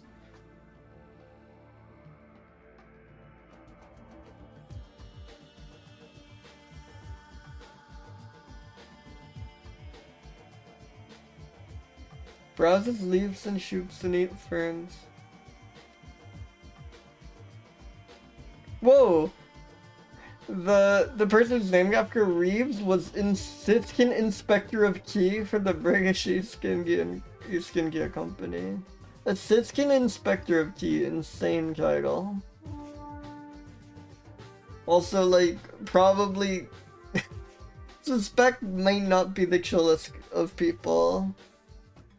Feel like working for the British East India Company in the 19th century, you were probably not doing terrific things. But maybe solely interested in key. One can hope.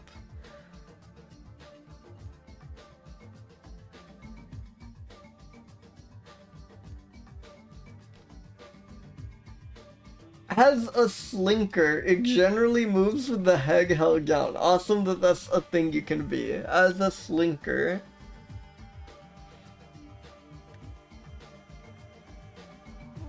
That's really cute. I don't think there's growls.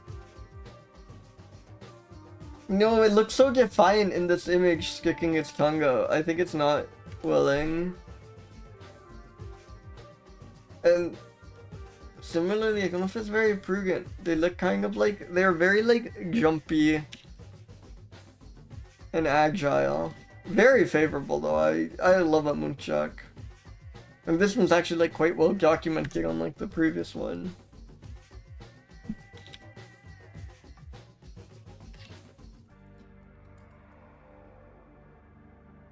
Oh, Wisteria is cool. I'm a big Wisteria fan. I don't know if that's enough for me to get on board with Reeves.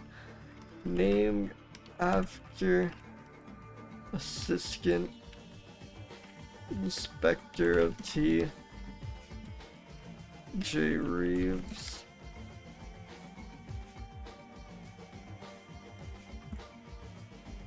And then of course, incredibly important to include, as a slinker, it generally moves with the head held down. Also called the barking deer. Insane noise. I think that's good. I think that's good.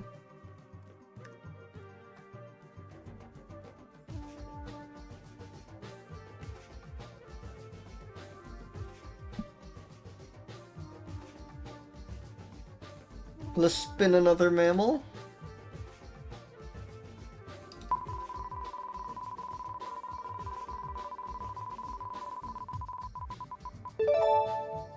Malacomys longipes. Longipes? Longipes? The big-eared swamp rat. Let's go.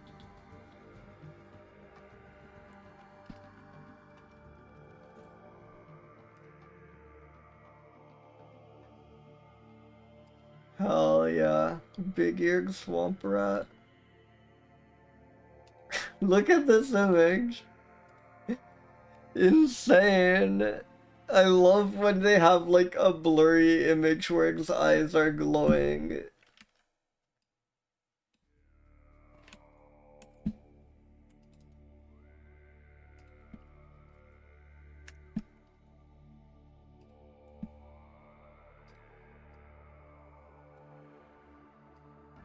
Yeah.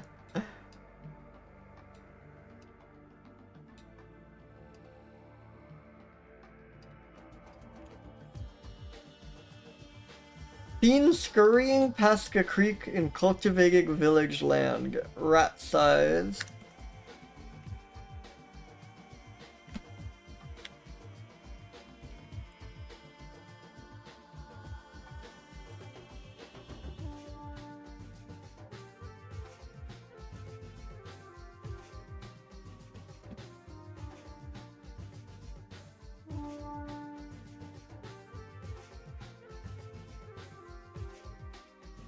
Yeah, you have a young swan hog.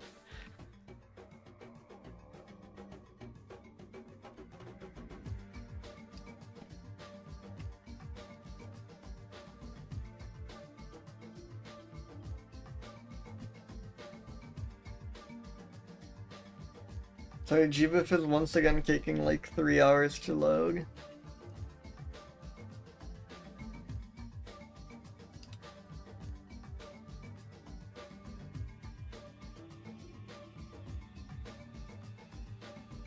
Well, they have like nothing interesting to say about the big-eared swamp rat.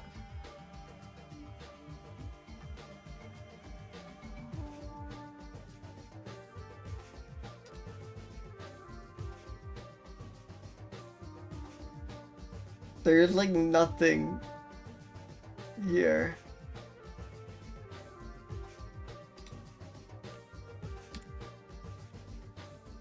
So I think we just kind of have to vibes to go. It has growling energy, but I don't think it actually growls. Willing? No. This would not be willing to do anything. Rugen? No. Extremely reckless creature.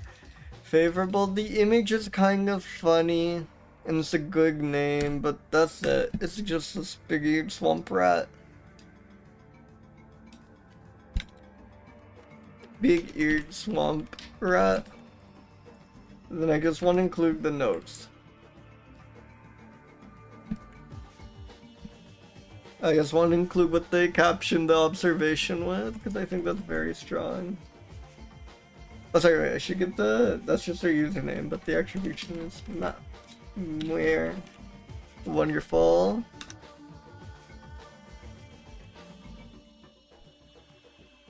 Okay, let's spin a mammal.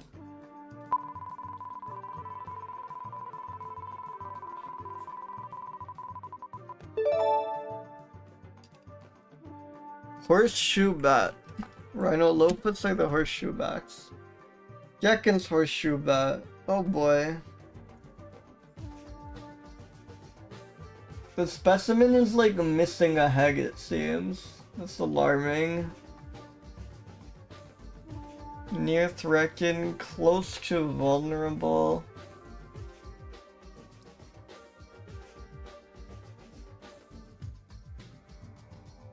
Originally seen as a species of Jeffroy's horseshoe bat, a subspecies, but now has own species Scagus. We do have observations. Look at this. Great portrait right here.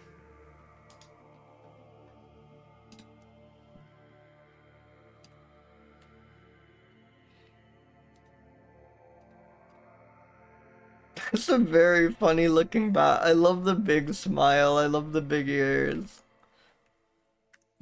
Kind of a charming creature.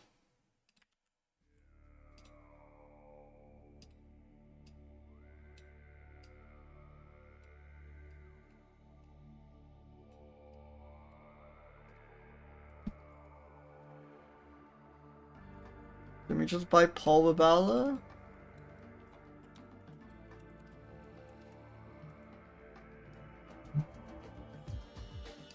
Yeah, exactly.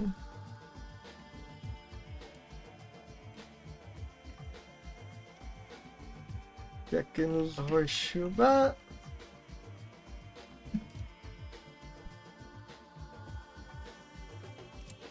Is there any more information about this one? View on L. Arbol. Chivo. Tuxif.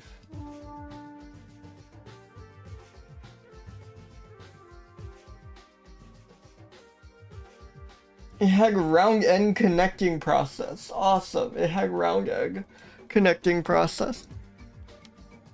I think that immediately I put in notes before I forgot. Found in the Zanzibar coast. Small forest mosaics. Threatened by logging, unfortunately.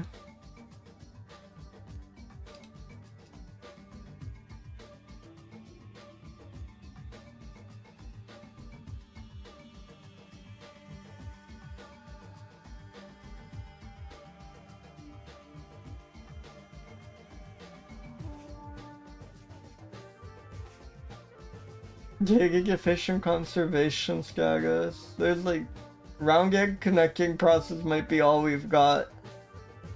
They really do not have much to say about this bat.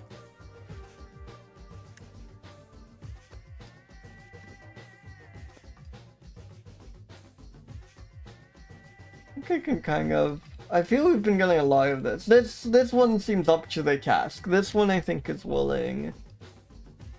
And quite prudent. This looks like a careful creature. It's not horrible. The images are good, but not enough. There's like no information. All we have is a round egg connecting process.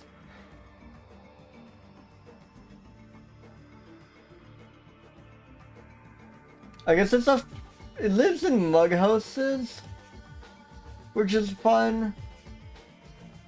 And it's friends with other bats. Those are worth mentioning. Lives in mud houses, friend of other bats.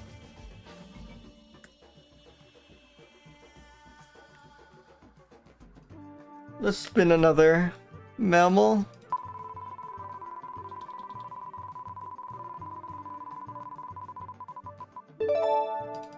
Cercopithecus denti. Gents monomonkey. Oh hell yeah. Awesome illustration. I really love this.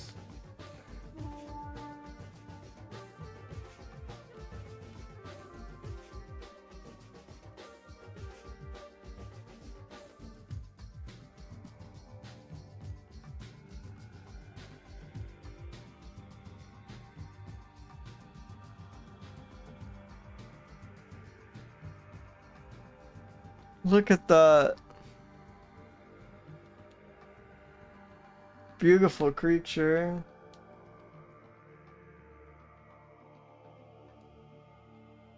Wow. Oh my god. I love this.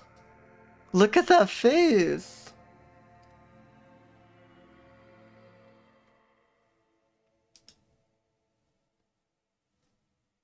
Look at that. Stunning.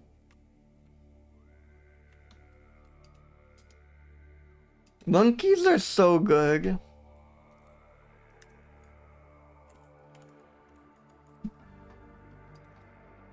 Yeah.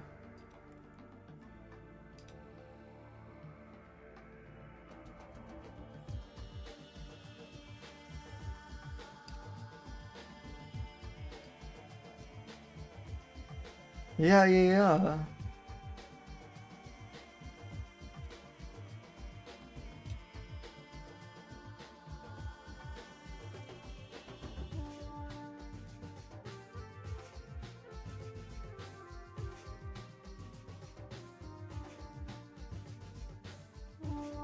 And actually this is called a Gent monkey, which is much catchier to me than Gent's mola monkey. Or monomonkey rather. Mola monkey would be better.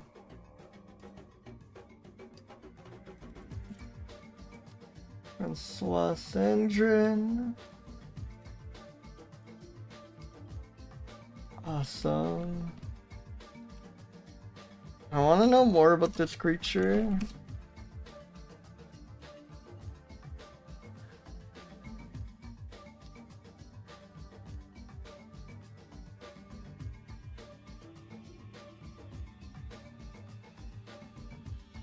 They use the middle forest canopy most frequently. Yeah, they really live highly arboreal.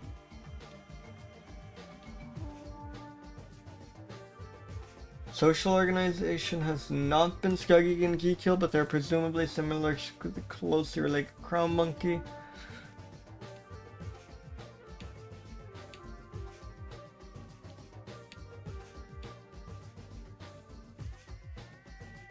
They eat fruits, bugs, and leaves.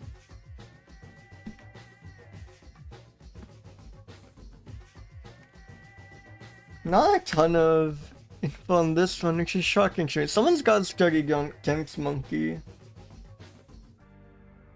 No, I don't think this thing growls. It looks too, like, elegant to growl, you know?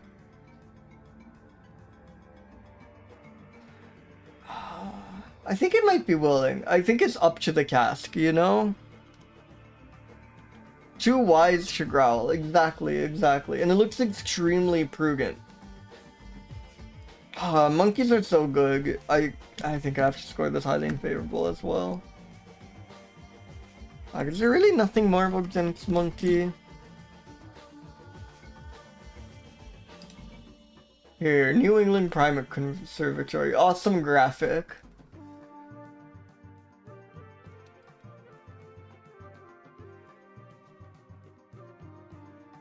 Seguenin.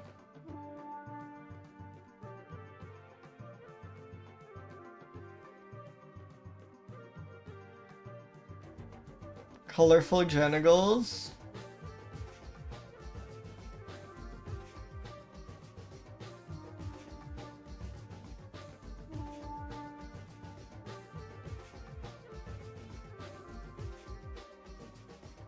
I like Gents monkeys are diurnal. Like most humans, they are awake during the day and sleep at night. I do like the qualifier of most. I think that's very cute from the New England Primate Conservatory, and absolutely true. Fun fact: Gents monkeys are pinnacles of interspecies cooperation, forming groups with other monkey species to forage and to keep watch for predators together. Hell yeah. The pinnacle of interspecies cooperation. That's great. They forage with other monkeys. Other monkey species. Oh, calls. Is there anything about growls? Several types of calls. Short alarm calls. They don't really describe the calls much here.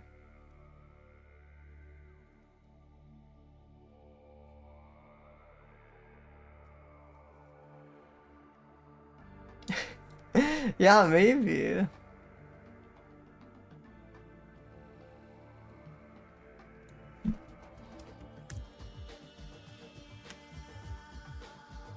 The pinnacle of interspecies cooperation.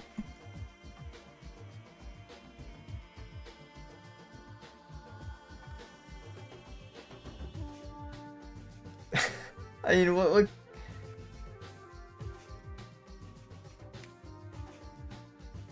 they eat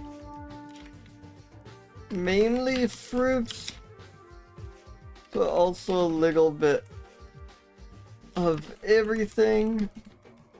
Incredibly cool looking creature.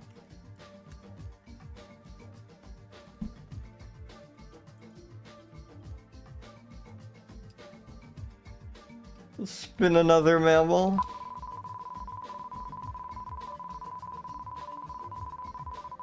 Like new monkey.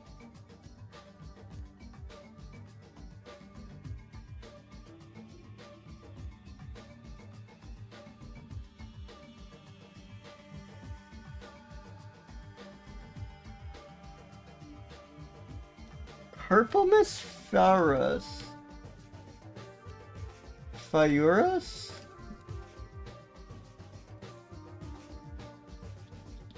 The white-bellied Luzon tree rat. Good illustration. No observations, so I guess we'll go with this. Tree rat. Very interesting.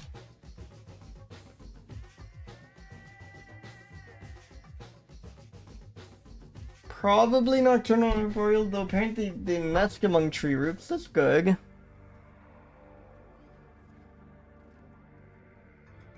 We know nothing about this. We found one of them on a large moss-covered oak tree 5 meters above the ground.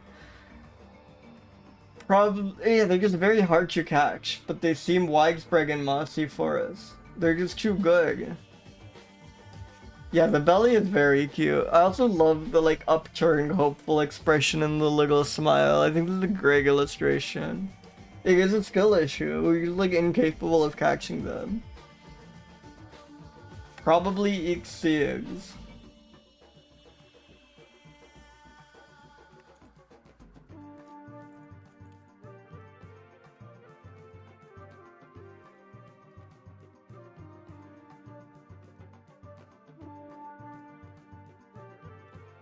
Whose illustration is this? Joseph Smith. Joseph Smith did a lot of these old lithographs. Awesome stuff.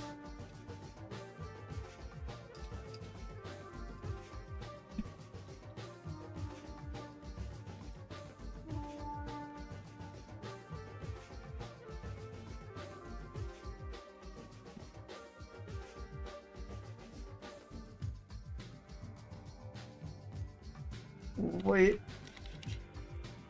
Belly, Luzon, tree rat. Ah, looks too polite to growl. None of them growl. It's only like carnivorans that really growl, I think. Willing, it looks so willing. It just looks so nice and friendly here. And extremely prudent because it just like has it good up in its tree and it doesn't come down and we can't catch it. It's too careful for us, you know? Favorable. I mean, it's a tree rat, you know? It's good, the illustration's good, but it's still just a tree rat. We can't get them too high up. Probably eats seeds. I think that's good. I think that's good. Let's spin another mammal. That was kind of a speed run around. Not much to say about the white-bellied Luzon tree rat, somehow.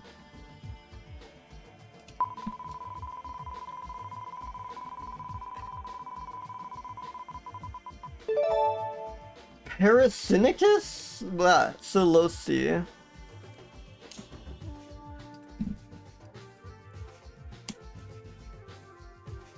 Thelos's mongoose. Another one that's the only member of its genus. Another one with an awesome illustration. Holy shit, this is delightful. I think this might be my favorite. We've had many good illustrations today. This might be my favorite. Look at that. Another Joseph Smith banger. Oh my god. The like curled paw is so cute and the expression here is wonderful. Really good.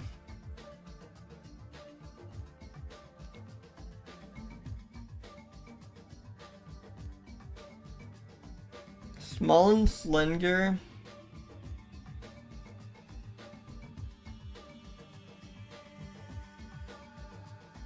It digs its own burrows but may opportunistically use those of other animals. Strong smelling secretion from its anal gland.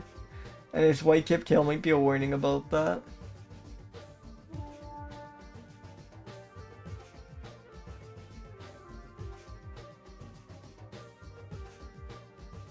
No known threats widely distributed.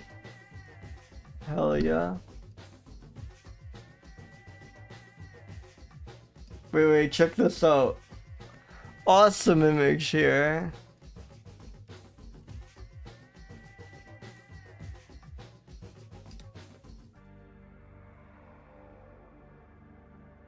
That's really good. It is looming. I love the red eye effect here.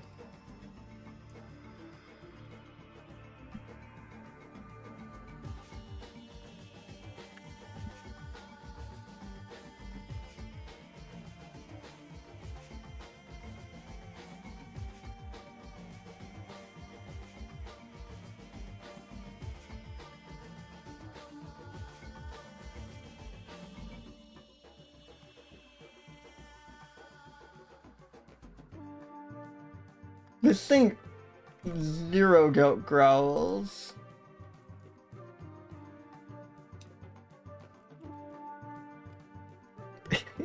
It does just look evil in this picture, yeah. There's no chance this creature does not growl.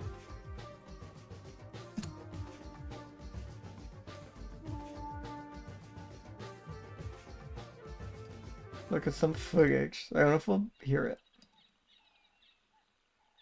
God, wait, sorry, let me pull this up. God, they're so cute.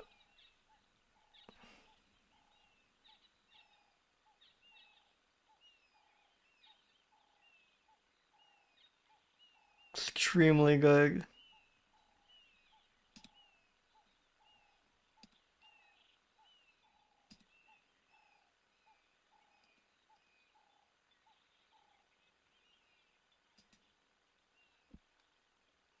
I love these.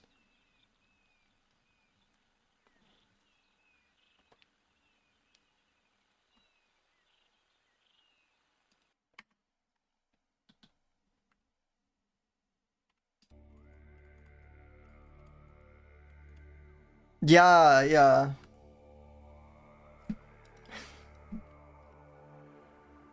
There's no way it doesn't growl. Wait, let's pull up the GBIF before we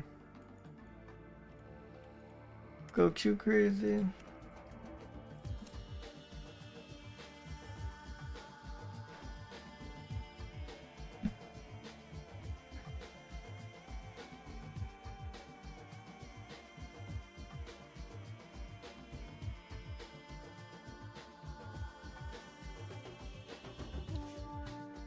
Eats insects, mice, reptiles, amphibians, and eggs. Mostly insects. Larvae, butterflies. Hunting spiders, scorpions. Its favorite vertebrate seems to be the common African fat mouse. Awesome. At least the one it eats most. Maybe it hates them, but they're just very easy to get. Hey, welcome, Jam. Welcome, welcome. Yeah, I love this creature. Found on a grassy heap under a tree. Hell yeah.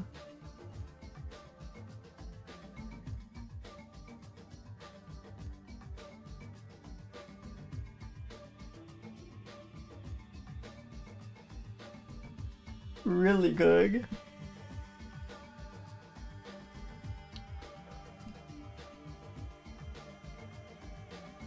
Sorry, yeah, wait. Found on a grassy heap under a tree. Sorry, I think the GBIF thing was hidden from you, but that was kind of the highlight.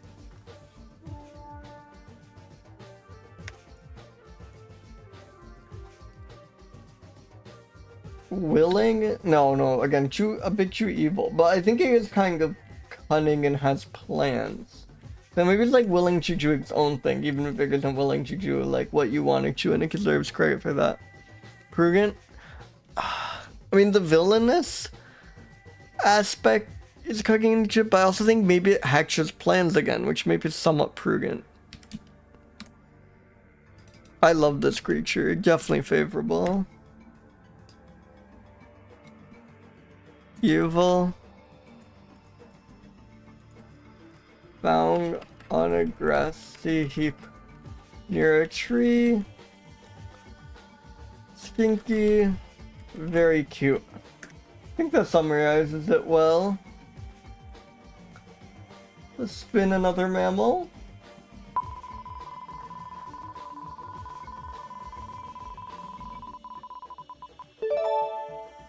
Neotoma goldmani. I should know Neotoma by now. We get so many Neotomas. I never remember what it is. Wood rat, of course. Goldman's wood rat. Aw, quite cute. The very generic rodent. But yeah, really quite good.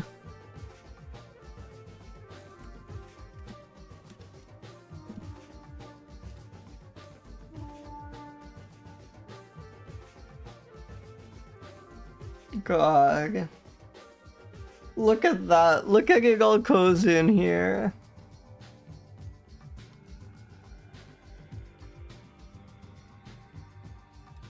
I love this one.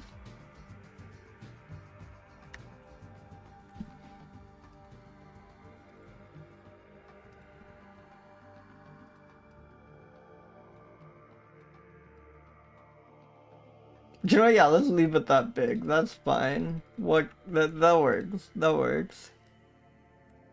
Let me paste the species in chat because I believe I forgot to.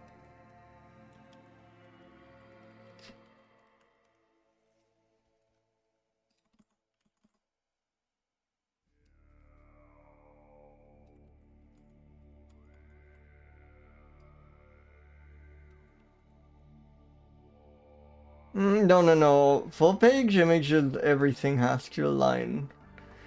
Like, this isn't vertical enough of an image, for one. Again, we're nearly at 1,000 species and only 2 ever have been full screen. Yeah, just half page first. Exactly, expand gig art, but not full art, if you will.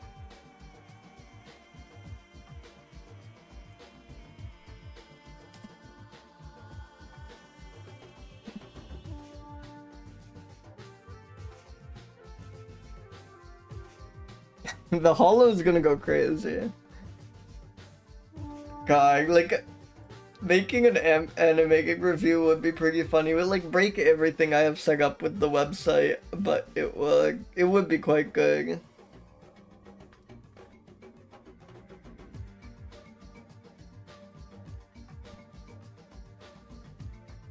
Miggins are located along rocky crevices and constructed with sticks and grasses often. I think it's really cute how many animals like construct a bed for themselves. Mainly feeds on roots, stems, leaves, and seeds. Occasional bugs. Okay. Like, this is a pretty impressive nest that gets constructed. Willing. I mean, the fact that it's able to carry out these infrastructure projects helps, but looks quite cautious. Prudent? It looks quite cautious, I guess I just said, so it deserves some points for that. I like this. I like the Goldman's Woodrat. This image is doing a lot of heavy lifting.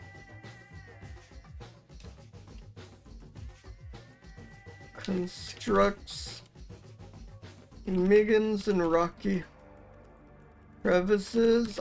Awesome photo. What was the other thing? There's one other thing from Chiba. I think just eats roots, stems, and leaves along with the occasional bug. I think that's good. Let's spin a mammal.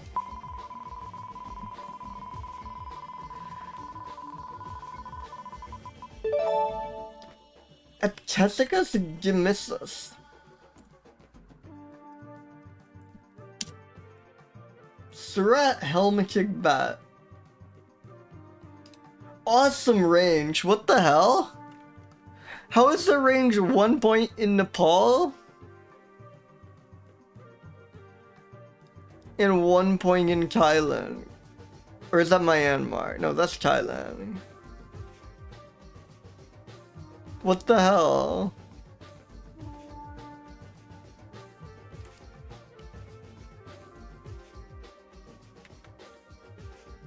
Insane! How? Has been found in Khao Nang, southern Thailand, and in Royal Chitwan National Park, southern Nepal.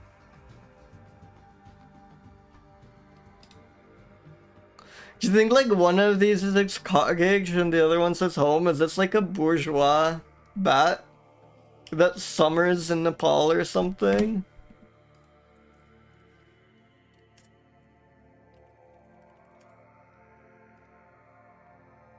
Inactive calyx, and they've renamed the genus. No observations.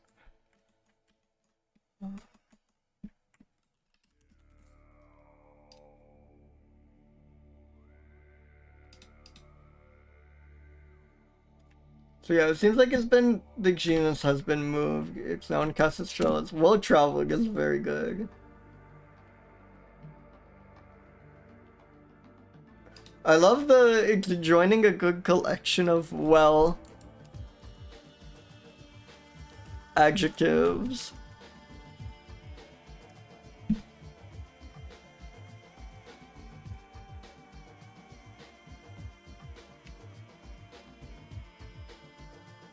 Likely fast flying, probably catches soft bodies, insects such as moths. ecology is almost entirely unknown. So mysterious. So mysterious. Oh wait, let's see if there's any illustrations.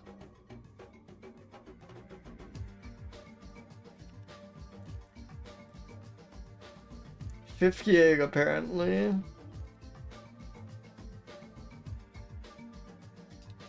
Oh hell yeah.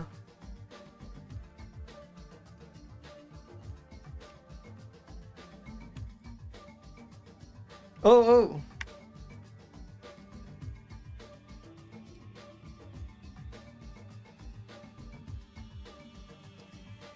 One second. Oh hell yeah, we have a photo. Thank you, Archibald. Thank you, thank you. This is really good. I love the expression it's making.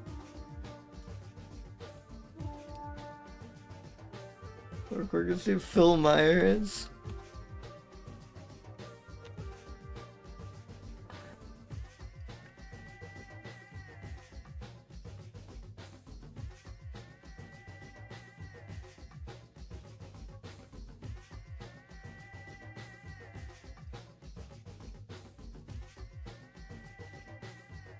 Wonderful.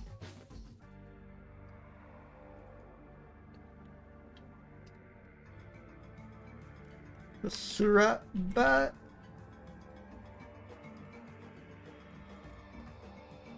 Image by Phil Myers.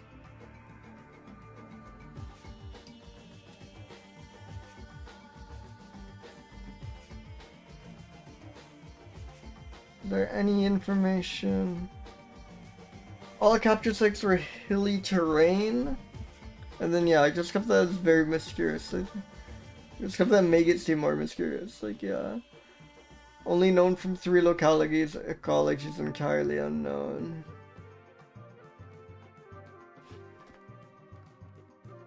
Probably X moths.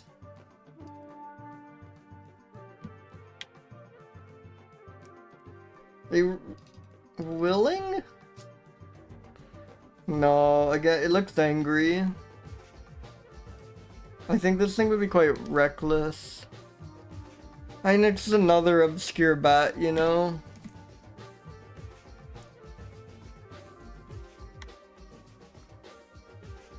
We found like 2 of them, one in Nepal, the other in Thailand. Probably eats moths. I think that's good.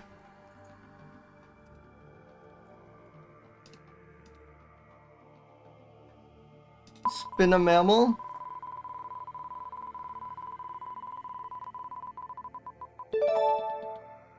Dasyprocta, kalinowskii.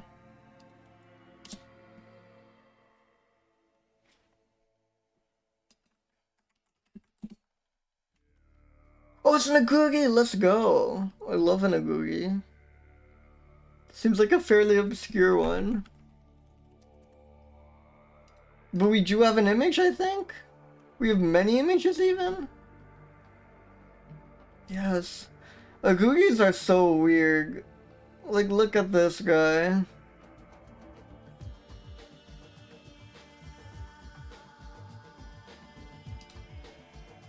Yeah. It's just a, like, I don't know, like, enlarging rat in a weird way. It's great.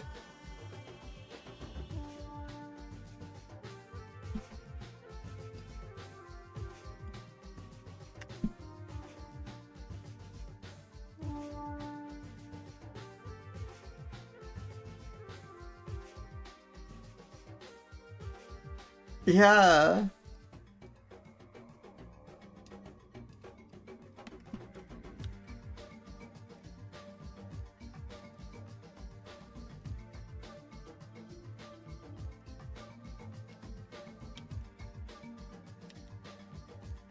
Kerivoula's agouti. Okay, is there any information about this agouti?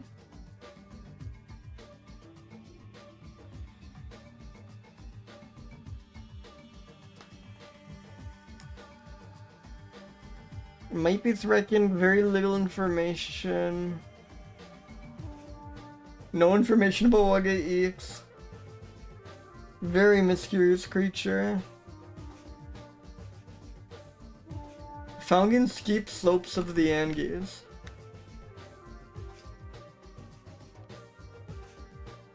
This may like snarl at you. It does look like a hard worker.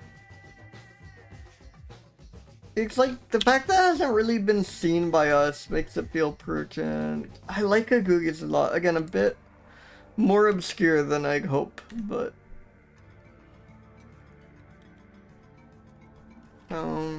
on steep slopes of the Andes.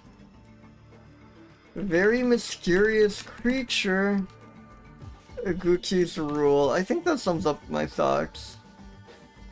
They're just like strange creatures. Like, I think I really didn't realize how many creatures existed that kind of occupied the range of rodents between rats and capybaras, right? Like, of course it makes sense. Like, there should be a gradation there. The capybara shouldn't be its own thing that's like 100 times bigger than any other rodent. But like, sometimes it never occurred to me that there were all these in-between creatures until I started doing these streams. It's like very neat to see them. The like range of rodents you get is quite crazy.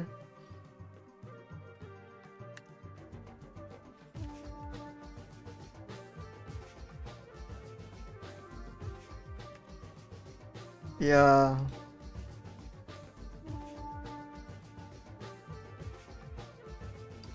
What is a nutria? I should know this. It's probably a mammal. A potential mile exploders. Oh, hell yeah. Wait, I think I've heard of these, yeah. They look very beaver-like. I did not know you could have something like this as a pet. That's insane. That's awesome, though. You should get one. If you got one, please post pictures in the Mammal Photos channel of the Discord. That would go crazy.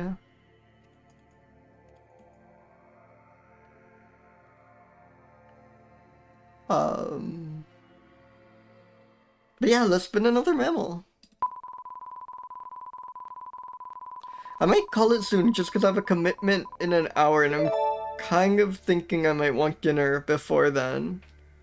So maybe if this is really good, it's spin number 20, so we've reached a good number.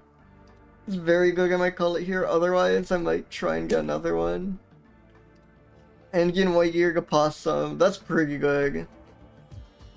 But I think I might push my luck and keep going, we'll see, we'll see.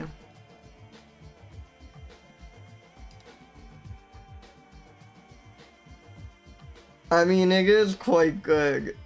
I don't know if we can reasonably expect in one roll to do better than this. Hell yeah.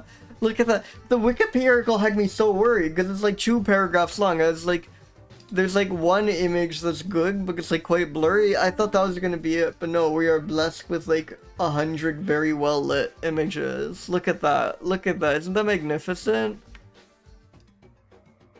Isn't that so good?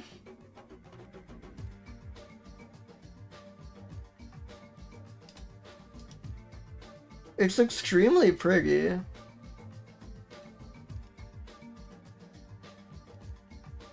I'm glad this is such a well-documented creature, at least pictorially. Photographically, I guess is the word I'm looking for.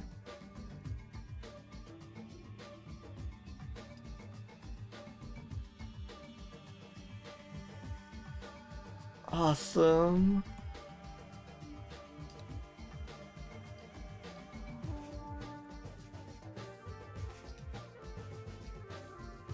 Oh yes.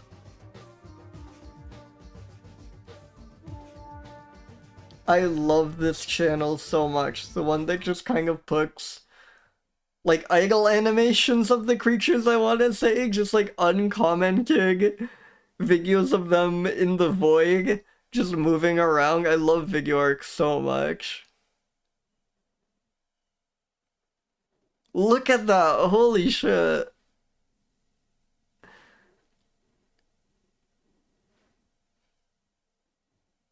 That yawn? God, it's so good seeing them in motion. I love these so much.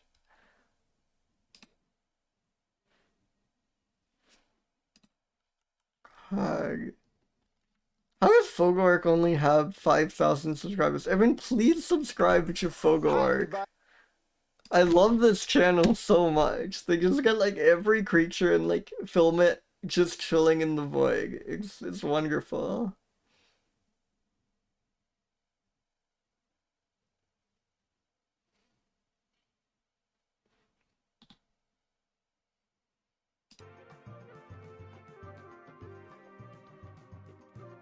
Yeah.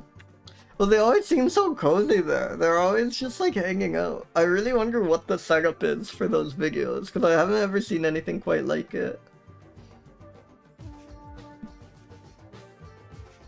The void is friendly.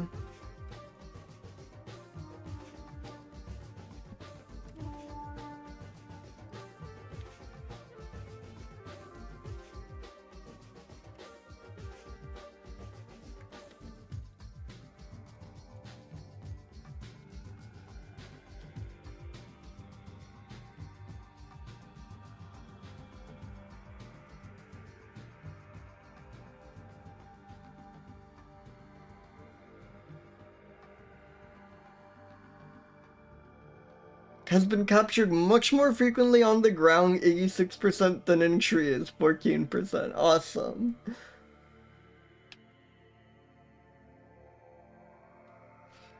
Mean litter size of 42, messed up number range to give in descending order. Yeah, I wonder how much that's us being bad at catching them in trees than them not being up in trees.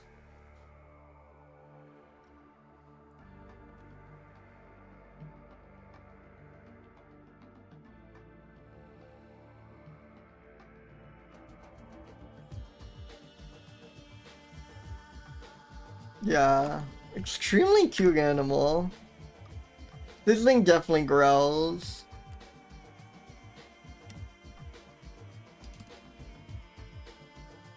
No, it looks suspicious of you. I don't know if it'd be willing.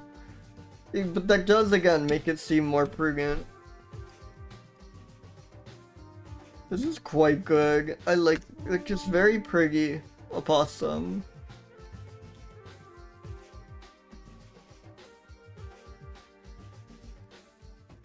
It can be the first note. Portricue young. Awesome Fogoark video of this one. How do they get the creatures into the void like that?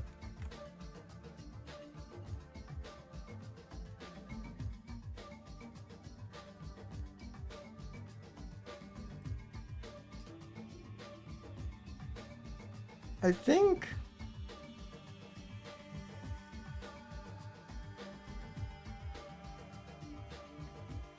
another very well photographed, cute and interesting creature with like almost no information on it, unfortunately.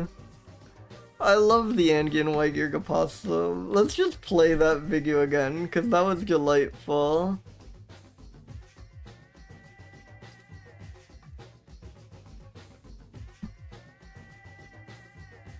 Look at the, like, sniffling. God.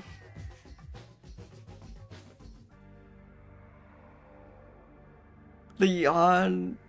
I love them so much.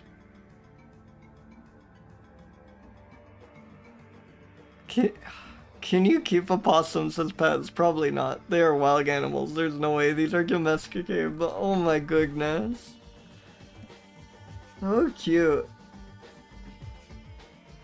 Anyways, like I said, I'm sorry to calling a bit early, but I'm quite hungry, and I think I need to wrap things up around now if I want to eat dinner before my call, so thank you all so much for joining me. This was a lot of fun. Good mammals, Chige.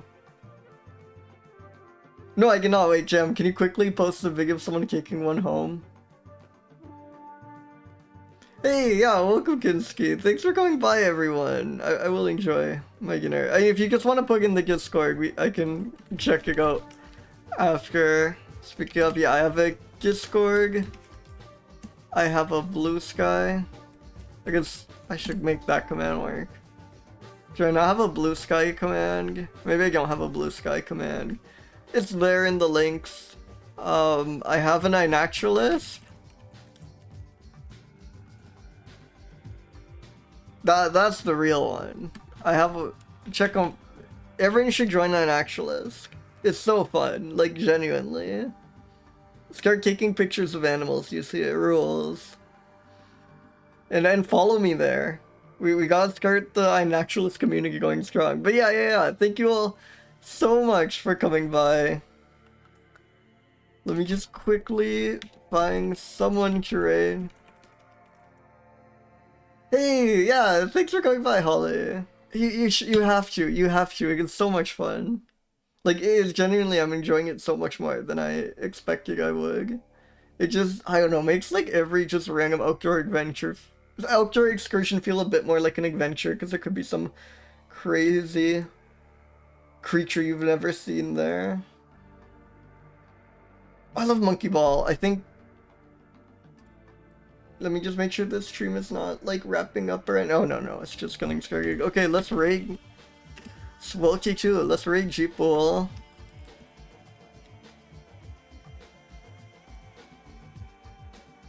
Hey, no worries if you can't find it, Jam. And thank you again so much for coming by, everyone. See you all next time. Bye, everyone.